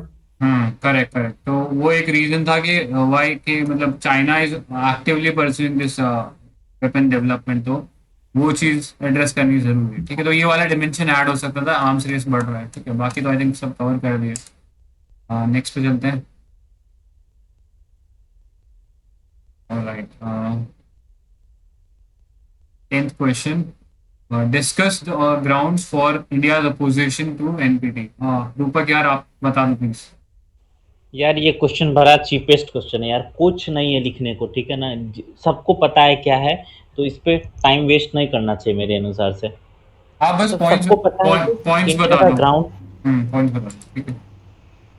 कुछ खास नहीं है, लेकिन मैंने सोचा कि मैं पर्सपेक्टिव में लिखूंगा, तो वेस्ट पॉइंट तो वही सारा है कि पहले ट्रीटी के प्रोविजंस लिख दिए, जो मेन पर्पस था इसका कि नॉन प्रोलिफरेशन होना चाहिए और कंप्लीट डिसआर्मामेंट होना चाहिए, और मतलब कि जो न्यूक्लियर वेपन स्टेट है उसको भी एफर्ट लगाना है कंप्लीट डिसआर्मामेंट का, और जो नॉन न्यूक्लियर स्टेट है उनको टेक्नोलॉजी एक्सेस किया जाएगा और सपोर्ट किया जाएगा पीसफुल पर्पस के लिए, और जो नॉन न्यूक्लियर वेपन स्टेट है उसको कंप्लाई करना पड़ेगा IAEA के रेगुलेशन से। ठीक है, तो कंट्रीज ने साइन किए लेकिन कुछ कंट्री नहीं किए। ठीक है, तो उसमें इंडिया के अपोजिशन का जो कारण था, तो अपन 3-4 कारण देख सकते हैं। एक है रियलिज्म में, एक है डिफेंसिव रियलिज्म का कारण, एक है ऑफेंसिव रियलिज्म का कारण, एक है नियो क्लासिकल रियलिस्ट का कारण, और एक है सोशल कंस्ट्रक्टिविस्ट का कारण। ठीक है, और एक दो ऐसे वैसे कारण। ठीक है, तो वैसे रियलिस्ट का जो सबसे पहला कारण ये बोलते हैं कि जो नॉन न्यूक्लियर वेपन स्टेट और न्यूक्लियर वेपन स्टेट है, तो डेफिनेटली ये डिस्क्रिमिनेटरी है over the concept of sovereign state. ठीक है, रियलिस्ट के अनुसार से क्या होता है कि जो वर्ड होता है वो एनार्किकल होता है, जो डिपेंड करता है स्टेट सेंट्रिज्म, सर्वाइवल और सेल्फ हेल्प। तो जब वर्ल्ड स्ट्रक्चर ही कंस्ट्रेन करता है सेल्फ हेल्प के लिए, तो अकॉर्डिंग टू रियलिस्ट इंडिया ने सही किया। बल्कि मीर शेमर ऑफेंसिव रियलिज्म के अनुसार से, if India has decided to sign NPT as an मतलब नॉन न्यूक्लियर प्रोलिफरेशन और non nuclear weapon state, it would have been a disaster. ठीक है, as India could never be sure about its neighbor with whom it had severe border agreement, मतलब border disputes होता रहता है। ठीक है, एक और पॉइंट है कि चाइना जो है वो ऑफिशियली, उस टाइम की बात है कि ऑफिशियली पाकिस्तान का जो एडवोकेसी था कि कश्मीर में प्लेबिसाइट करा दिया जाए, उसको सपोर्ट कर रहा था। तो जो नेक्सस था वो कहीं ना कहीं BOP को और एडवर्सली कर रहा था इंडिया के डायरेक्शन से। ठीक है, डिफेंसिव रियलिज्म बोलता है इसको सिक्योरिटी डायलेमा के टर्म में डिफाइन किया है, विज़ावी नेबर के, मतलब नेबर के साथ जो हमारा सिक्योरिटी डायलेमा है, मतलब पॉइंट वही है, कुछ था नहीं ज़्यादा, तो मैंने उसको यूज किया है पर्सपेक्टिव को। फिर नियो रियलिस्ट बोलता है कि जो नियो रियलिस्ट बोलता है डोमेस्टिक फैक्टर इंपॉर्टेंट होता है, तो उसके अकॉर्डिंग जो इंडिया लीडर है और जो पॉलिटिकल एलिट है उसने ऐसा परसीव किया कि न्यूक्लियर ऑप्शन रखने से वो एक एफिशिएंट वे है इंडिया को सिक्योरिटी देने का, मतलब उसके रिलेटिव पावर को इंटरनेशनल स्फीयर में या फिर अपना रीजनली बढ़ाने के लिए। उसके बाद है कि जो सोशल कंस्ट्रक्टिविस्ट है उसके बाद उसका पर्सपेक्टिव है कि China might go for nuclear blackmail weekend India's spirit, मतलब ये बोलता है कि अगर कल को चाइना हमेशा न्यूक्लियर ब्लैकमेलिंग का यूज करता है तो इंडियंस का कॉन्फिडेंस बहुत डाउन हो जाएगा, वो उसको रजिस्ट कर नहीं पाएंगे और उससे मोरल डाउन हो जाएगा उसका। उसके बाद एक पॉइंट है कि जो हिंदू नेशनलिस्ट है, क्योंकि सोशल कंस्ट्रक्टिविस्ट बोलता है चीजें कंस्ट्रक्टिवली मतलब बनाई गई है, मैन्युफैक्चर्ड है, तो सोशल कंस्ट्रक्टिविस्ट सोसाइटी के कौन कौन से एलिमेंट कंस्ट्रक्ट कर सकते हैं, तो उसमें एक हिंदू नेशनलिस्ट भी है। अकॉर्डिंग टू हिंदू नेशनलिस्ट की न्यूक्लियर डेटेरेंस जो है वो सर्वाइवेबिलिटी ऑफ हिंदू सिविलाइजेशन को के सर्वाइवल को इंश्योर करेगा। उसके बाद है कि India's aspiration for being regional leader और non alignment movement and colonial history constrain India's option, मतलब कि जो इंडिया अपने आप को लीडर शो करना चाहता है या नॉन अलाइनमेंट को लीड करना चाहता है या फिर जो कॉलोनियल उसका पास्ट है, ये सब का क्या एम है कि इंडिया दोबारा इन सब के चक्कर में ना फंसे और खुद को अगर प्रोटेक्ट नहीं रख पाए at any point of time तो फिर कोई रेलिवेंस ही नहीं है ना वर्ल्ड लीडर बनने का। उसके बाद है क्या कि टेक्नोलॉजी, एक होता है नेशन हो या नेशनहुड हो या फिर एक नेशन का डिग्निटी टेक्नोलॉजिकल डेवलपमेंट पे डिपेंड करता है। तो हमको टेक्नोलॉजिकल डेवलपमेंट की तरफ बढ़ना पड़ेगा, वो किसी भी प्रकार का टेक्नोलॉजी हो तो, क्योंकि हम लोग ज्यादा बड़े भी नहीं, बस क्रेडिबल मिनिमम डेटरेंस तक बढ़े हैं। इसके अलावा कुछ पॉइंट और हो सकते थे जो मैं लिखा नहीं, कि जैसे कि जो इंडिया फेवर करता है कंप्लीट डिसआर्मामेंट को, लेकिन ये जो ट्रीटी है वो बात करता है कंप्लीट डिसआर्मामेंट का, लेकिन वो एक टाइमलाइन के अंदर इसको फ्रेम नहीं किया है। ठीक है, तो एक ये भी कंसर्न है इंडिया का। इसके अलावा कंक्लूजन में मैंने लिखा है कि despite India not signing NPT, India today is more integrated to world than ever before, and the reason lies in India's nuclear policy of no first use and credible minimum deterrence. India took steps to ensure its weapon technology never passed to any other state or non-state actor. India continued to observe a moratorium on testing and separate its civilian and military nuclear program, while the former subject to IAEA inspection. Conclusion लिखा है मैंने, India remain successful in communicating its national security concern to the world community, and the USA India civil nuclear deal and NSG waiver certifies India being a responsible nuclear state. हो गया। काफी अच्छा answer लिखा है। नहीं answer ठीक है, but तुमको पता है काफी आउट ऑफ कंटेक्स्ट भी लिखा है तुमने। मतलब अच्छा है, ये नहीं कहना कि बुरा लिखा है, बहुत अच्छा लिखा हुआ है, बट काफी ज्यादा, एक तो वर्ड लिमिट काफी ज्यादा फैच हो गई, दूसरा काफी आउट ऑफ कंटेक्स्ट चीजें भी डाल रखी है, बट स्टिल काफी अच्छे पॉइंट्स हैं जो और जगह यूज हो सकते हैं। आई नहीं, थिंक हमारा मतलब वर्ड लिमिट को मत देखो, मतलब अल्टीमेटली हमको एक मॉडल चाहिए ना कि हम जिससे पॉइंट्स ले सके, एज अ ग्रुप हम लोग सब सीखे उसमें से। एक्चुअली वर्ड लिमिट का मैं टेंशन नहीं लेता हूँ, वर्ड लिमिट अपन कंस्ट्रेंट कर सकते हैं। मेरे साथ इशू क्या है ना कि हमको इसको, अगर यही क्वेश्चन जीएस में रहता ना तो मैं पॉइंट डाल के निकल जाता, लेकिन जब ये क्वेश्चन पॉलिटिकल साइंस में है, एक तो मैंने एक और आंसर लिखा था जिसमें मैंने प्रोलिफरेशन से उठाया था चीजें, कि रियलिस्ट का डिबेट उठाया था, जो प्रोलिफरेशन इंपॉर्टेंट है, क्यों नॉन प्रोलिफरेशन का जरूरत पड़ा, यहाँ से उठाया था। लेकिन फिर मुझे लगा कि जब प्रोलिफरेशन में ही मेरे पास स्कॉलर्स मिल सकते हैं, मतलब पर्सपेक्टिव मुझे इंडियाज के अपोजिशन टू एनपीटी पे देना, मतलब जो इंडिया का पर्सपेक्टिव है उसको भी तो स्कॉलर्स स्टडी करते हैं ना, वहां पे भी तो रिसर्च पेपर है कि इंडिया का जो पर्सपेक्टिव है वो कितने एंगल से एक्सप्लेन किया जा सकता है। पॉइंट्स अपन लिख सकते हैं, लेकिन जैसे मेरे को कुछ पॉइंट, जैसे सोशल कंस्ट्रक्टिविस्ट का जो हिंदू नेशनलिस्ट वाला पॉइंट था, मुझे बहुत अच्छा लगा, क्योंकि ये बिल्कुल नया पर्सपेक्टिव था जो मैं पहले नहीं जानता था। ठीक है, इसका कोई स्कॉलर है क्या, ये हिंदू पर्सपेक्टिव जो आपने? यार स्कॉलर के नाम पे अपन लिख सकते हैं, जैसे संजय चतुर्वेदी है, एक पोस्ट कॉलोनियल इंडिया इसका बुक है, गांगुली है, एक इंडिया पाथवे टू पोखरण 2 है, तो ये लोग इसकी बात की है। इन दोनों स्कॉलर को सोशल कंस्ट्रक्टिविस्ट के किसी भी पॉइंट में डाला जा सकता है। फिर नियो रियलिस्ट की जो नियो क्लासिकल रियलिस्ट का जो पर्सपेक्टिव है, अगर हम पर्सपेक्टिव नहीं ऐड करेंगे तो कुल मिलाकर के यही पॉइंट है कि नॉन न्यूक्लियर वेपन स्टेट है, हमारा कंसर्न चाइना से लेकर के है, एक बीओपी बैलेंस होगा, लेकिन उसको थ्योरी में रखने के लिए यूज करना पड़ेगा, और जब अपन रखेंगे तो ये बहुत शॉर्ट हो जाएगा एग्जाम के लिए। तो अपन को कंटेंट चाहिए अभी, ठीक है ना, एग्जाम में वो अपने आप छोटा हो जाता है बिना चाहे।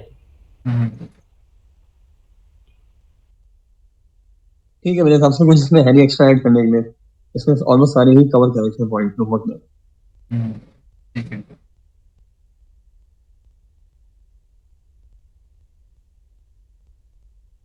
कुछ है तो देख लो, वरना अगले में चलते हैं, टाइम कम बचा है। ठीक है, आई थिंक हो गया इसको। और कितने क्वेश्चन है? What roles do norms, taboos, and epistemic communities play in the context of nuclear proliferation? ये आई थिंक इस टाइप का क्वेश्चन हम पहले देख चुके हैं ना? The same question, the same format. ये तो हो गया था, ठीक है। Question number 12. What are the socio-economic impacts of arms race, obstacle to nuclear disarmament and post-Cold War period? ठीक है यार, मनोज प्रेजेंट है क्या? ठीक है, इसको किसी ने अरे एक सेकंड, जो प्रीवियस क्वेश्चन था ना, थोड़ा सा अलग क्वेश्चन है शायद, एक बार देख लो। नहीं, इसमें न्यूक्लियर डिटरेंस वाला लिखा हुआ है, टर्म यूज करा हुआ है, न्यूक्लियर प्रोलिफरेशन के बारे में है। गायत्री है क्या? नहीं मैंने लिंक डाला, देखो उसमें कमेंट्स के अंदर प्रीवियस क्वेश्चन का। हाँ वो उसके बारे में था ना, डिटरेंस के बारे में था। हाँ मतलब प्रीवियस क्वेश्चन था कि have norms, taboos, epistemic communities made nuclear deterrence irrelevant. तो basically that question was about nuclear deterrence relevant है कि इररिलेवेंट है in this criticism. This question is asking about nuclear proliferation. एक बार क्विकली देख सकते हैं अपन गायत्री का आंसर। ठीक है, वैसे आई थिंक मोस्टली तो सेम लाइंस पे ही है ये भी, पर ठीक है। Nuclear proliferation refers to the spread of nuclear weapons, technology, or fissile material by countries. The realist scholars like Kenneth Ward, Mearsheimer support nations should go for nuclear proliferation. According to Ward's, Cold War remained cold due to the existence of nuclear weapon. However, Mearsheimer given approaches for selective uses for nuclear weapon. Mature democracy uses it will be no harm, but what can be threat if third world countries possess nuclear weapons. However, social constructivist scholars does not support realist view after Albert Einstein's statement about how nuclear weapons change every aspect of life, the source of inspiration that has been taken from disarmament movement and social constructivists. Nina Tannenwald has analyzed the norms, taboos towards nuclear proliferation. The taboos can be understood by after used nuclear weapon on Japan by USA. The world public opinion goes against the nuclear weapon. Due to existence of world public opinion and new cultural norms and global nuclear security architecture, which prevented USA to use nuclear weapon again. USA continued 20 years of war even at the cost of its own hegemony. It's clearly indicated how much norms and values do have their role in international politics. Nina has involved in various treaties on prohibition. According to her, these treaties are going to develop the new norms. These treaties are going to develop the new norms so that the possession of nuclear weapon should be seen as stigma rather than a matter of pride or as the realists suggest. In a recent article, Foreign Affairs, Nina has said it's a myth if we think nations cannot coerce other nations to fall in line just because they acquire nuclear weapon. For example, India and China had nuclear weapon. It is not that all neighborhood countries will act according to their choice. Okay. TV Paul and other scholars also emphasize on the norms and international agreements like NPT to strengthen non-nuclear proliferation regime. Ernest Haas highlighted the role of epistemic community in his article Knowledge, Power and International Community, said these communities are networks of professionals with expertise in particular domain. The communities put pressure on policy makers and institutions to reducing the role of nuclear weapon. ICANN is the most successful example of epistemic community which played an instrumental role in treaty on prohibition of nuclear weapons. The present international order are facing nuclear puzzle phase where the different schools have different opinion. However, countries should go for nuclear proliferation treaties, non-proliferation treaties together. As Professor Ramesh Thakur said, when nuclear wars start, there will be no difference between jihadis and आजादी मैंने पढ़ा था, शरीफ फरादी लिखता क्या है वो आगे? कौन से वाला आंसर कह रहे हो? Question number 12, socio-economic impact of arms race and obstacles to nuclear disarmament in post-Cold War period.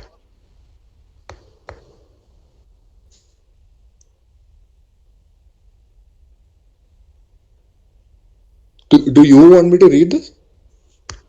Yeah. Just essence दे दो। हाँ, ब्रीफली ऑब्जेक्टिवली बता दो कि कैसे आपने इसको अप्रोच किया और क्या क्या पॉइंट्स मेंशन किए, मतलब रीड करने की जरूरत नहीं। Okay, 1 second. So I went on to define what is arms race first.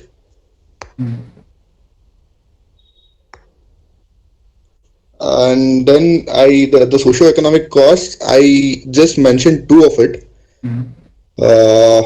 One is the negative fallouts of this thing, development, with increased spending on military. And there are some scholars which argue that there could be positive externalities, which I mean, considering if you spend those amount of money on developmental issues, is what I the only two things I mentioned there. And countries like India, wherein we are heavily dependent on import for military infrastructure and military products, we also suffer from other aspect of this thing, wherein if we had produced things domestically, we would have multiplier effect, is what I've written. So these things, one second, okay, I can't see it properly. So post-Cold War, this armament treaties like NPT, SALT, PTBT have faced impediments due to multiple challenges, such as country like India finds NPT discriminatory against nuclear have-nots and fails to address the disarmament issue comprehensively. Also, there is no agreement between 5 nuclear weapon states on vertical disarmament, but fails focus only on horizontal disarmament. Rogue nations like Iran and North Korea are not following agreement and uncooperative in detection and verification with IAEA watchdog. States outside NPT, UNSC Resolution 1172 and Israel ambiguity has other challenges. That's it, I guess. I didn't spending, yeah. So I didn't put it perfectly, but what I wanted to say is NATO and other key military spendings like USA and all, they continually increase their spending, which also increases arms race by other nations, is what I wanted to say there. So that's it. ठीक है, और कोई input था क्या इसमें? कोई और addition हो सकता है? I don't know.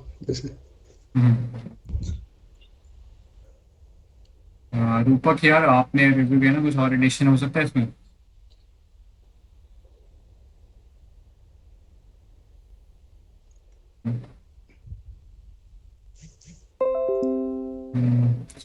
Use Kenneth Walt's defensive realism, security dilemma, hence arms race. Use Meir Scheimer, that relative capability gains in doing a huge expenditure on arms and ammunition military. But Soviet Union, you have used this example, social economic stress.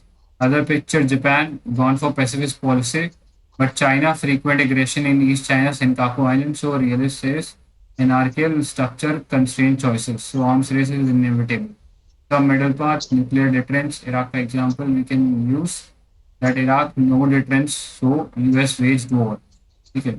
Destabilize Iraq. Different socio-economic fabric. Use social constructivists, how Indian society pumped Indian elite to go for deterrence. Pak, we will not eat, but we will develop nuclear weapon. Okay. So society not allowing disarmament. FDI-driven investor needs secure nation overall. I think कुछ addition थे वो इसने रूपक ने comment में डाल रखा, वो सब ऐड हो सकता है. Okay. If you add the recent CIPRI report that even in COVID time, the arms race is still on, because I think it's a 40% over increase in the total arms race, and especially in the third world country. Then you can say that the human development and capacity building is in the third world, or even the nuclear arms like in India, so is up to the mark. So even we can have those weapons in a domestic. You said that the particular point that we can domestically produce and they have an economic benefit. At the same time, we can reduce the reliance.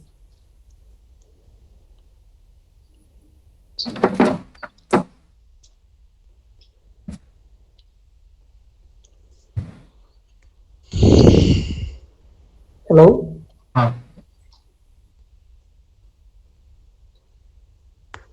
Next Palash ने लिखा था, पलाश। Hello. हाँ यार ये answer पढ़ दो पलाश अपना।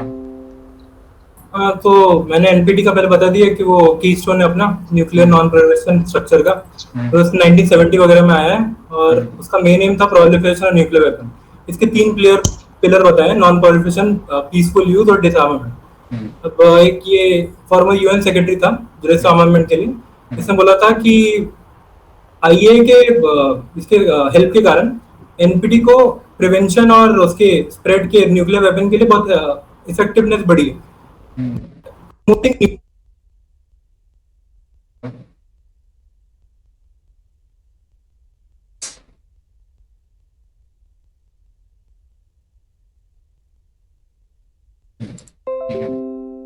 मैं पढ़ देता हूँ। Nobuyasu Abe, the former UN Under Secretary General for Disarmament. पलाश आवाज आ रही? हाँ हमारी। हाँ, तो ये अपना फॉर्मर यूएन सेक्रेटरी ने बोला था कि एनपीटी के पहले 2 जो है उसके ऑब्जेक्टिव, उसमें उसका अच्छा परफॉर्मेंस है, बट जो डिसआर्मामेंट है उसमें उसके सक्सेस वो गेन नहीं कर पाए। इसमें फिर मैंने सेकंड पेज में रियलिस्ट वगैरह जो थे उनका लिबरल वगैरह का पर्सपेक्टिव दिया है कि ये ट्रीटी जो एक्चुअली है वो एक इंस्ट्रूमेंट की तरह यूज की गई है डोमिनेंट स्टेट की तरफ से, ताकि वो अपने जो न्यूक्लियर वेपन है उसको लेजिटिमाइज कर सके और दूसरे जो नए स्टेट्स है उनके तरफ वो न्यूक्लियर वेपन नहीं जा पाए।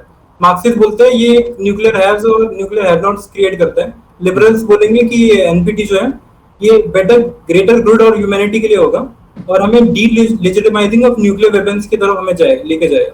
अब स्कॉलर्स और पॉलिसी मेकर हमेशा डिफर करते हैं इसकी एफिकेसी को लेके एनपीटी को, बट बहुत लोग इसमें अग्री भी करते हैं कि इसमें रिफॉर्म की तो जरूरत है ही। फिर उन लोगों ने लिमिटेशन बताया है ताकि हम उसमें रिफॉर्म कर सकें। तो एनपीटी ने कोई फिक्स ड्यूरेशन ही रखा है ना, उसने कोई कंसेंसस बनाने के बारे में सोचा। फिर क्रिटिक्स और बता रहे हैं कि TT actually D legitimise proliferation तो करता ही है, लेकिन वो साइलेंट रहता है न्यूक्लियर फ्री वर्ल्ड को अचीव करने के लिए, क्योंकि वो आखिर परमानेंट मेंबर्स और दूसरे जो कंट्रीज है उसके बारे में कुछ नहीं कह रहा है। फिर बहुत लोगों ने फ्लैग किया है कि आईई के इनेबिलिटी के कारण, जैसे डोनाल्ड ट्रम्प ने बोला है कि उसके इफेक्टिव वॉचडॉग की तरह वो काम नहीं कर पाया ऑब्वियसली के ईरान के केस में। फिर एक क्लोज ऑब्जर्वेशन भी अगर हम देखते हैं आईए के सिस्टम में तो हमें मालूम चलता है कि उसकी कैपेसिटी और टेक्नोलॉजी रिसोर्सेज जो है वो बहुत कम है और मेंबर कंट्रीज कोऑपरेट नहीं करते हैं। कुछ तो प्रमोट भी करते हैं, जैसे चाइना, नॉर्थ कोरिया और पाकिस्तान में जो उन लोगों ने किया वगैरह। एनपीटी अभी बहुत सारे डिफेक्ट से तो गुजर रहा है, लेकिन एक यूनिवर्सल मेंबरशिप हासिल करने वाला ये कम ट्रीटी में से एक है जो न्यूक्लियर डोमेन में काम कर रही है। इसके अचीवमेंट को हमें एक्नॉलेज करना ही पड़ेगा। रिफॉर्म एक नीड ऑफ द आवर तो है, लेकिन हमें ये भी देखना पड़ेगा कि इस बीच में हम क्या कर सकते हैं। तो some of the task can be achieve NPT के फ्रेमवर्क के बाहर, जैसे यूएस करता है वो अपना P5+6 जर्मनी जिसमें ईरान के लिए 1-to-1 बायलैटरल में वो नॉर्थ कोरिया के साथ वगैरह करता है, तो बायलैटरल प्लूरिलैटरल दोनों में कर सकते हैं। और वेपन फ्री जोन भी इनके अंदर आया है, जैसे लैटिन अमेरिका में ट्रीटी बनी है इसमें, तो मिडिल ईस्ट में भी ला सकते हैं। ऑब्वियसली इजराइल इसमें थोड़ा प्रॉब्लम क्रिएट करेगा, बट कुछ ना कुछ हमें उसकी लॉबी तो करनी पड़ेगी यूएस की, अगर इनिशिएट में किया जाए तो हो सकता है। तो एनपीटी प्रोएक्टिव नेगोशिएशन और एनपीटी साथ में अगर मिलकर कोई काम करे तो न्यूक्लियर डिसआर्ममेंट हम अचीव कर सकते हैं और ये ड्रीम नहीं रहेगा। बंकिंग मू जो है उनके वर्ड में बोला है, न्यूक्लियर डिसआर्ममेंट और proliferation are not utopian ideas, they are critical to global peace and security. तो ड्रीम की तरह नहीं रहेगा ऐसे कुछ।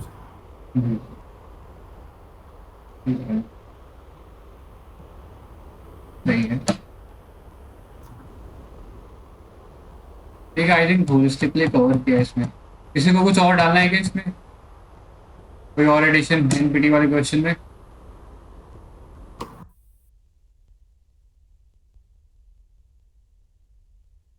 ठीक है, आई थिंक फिर हो गया कंक्लूजन आज का। तो आई थिंक वाइंड अप करते हैं फिर आज का, है ना? अरे सो गए क्या सारे? नहीं ठीक है यार, चलो okay, bye bye. Thank you, bye bye bye.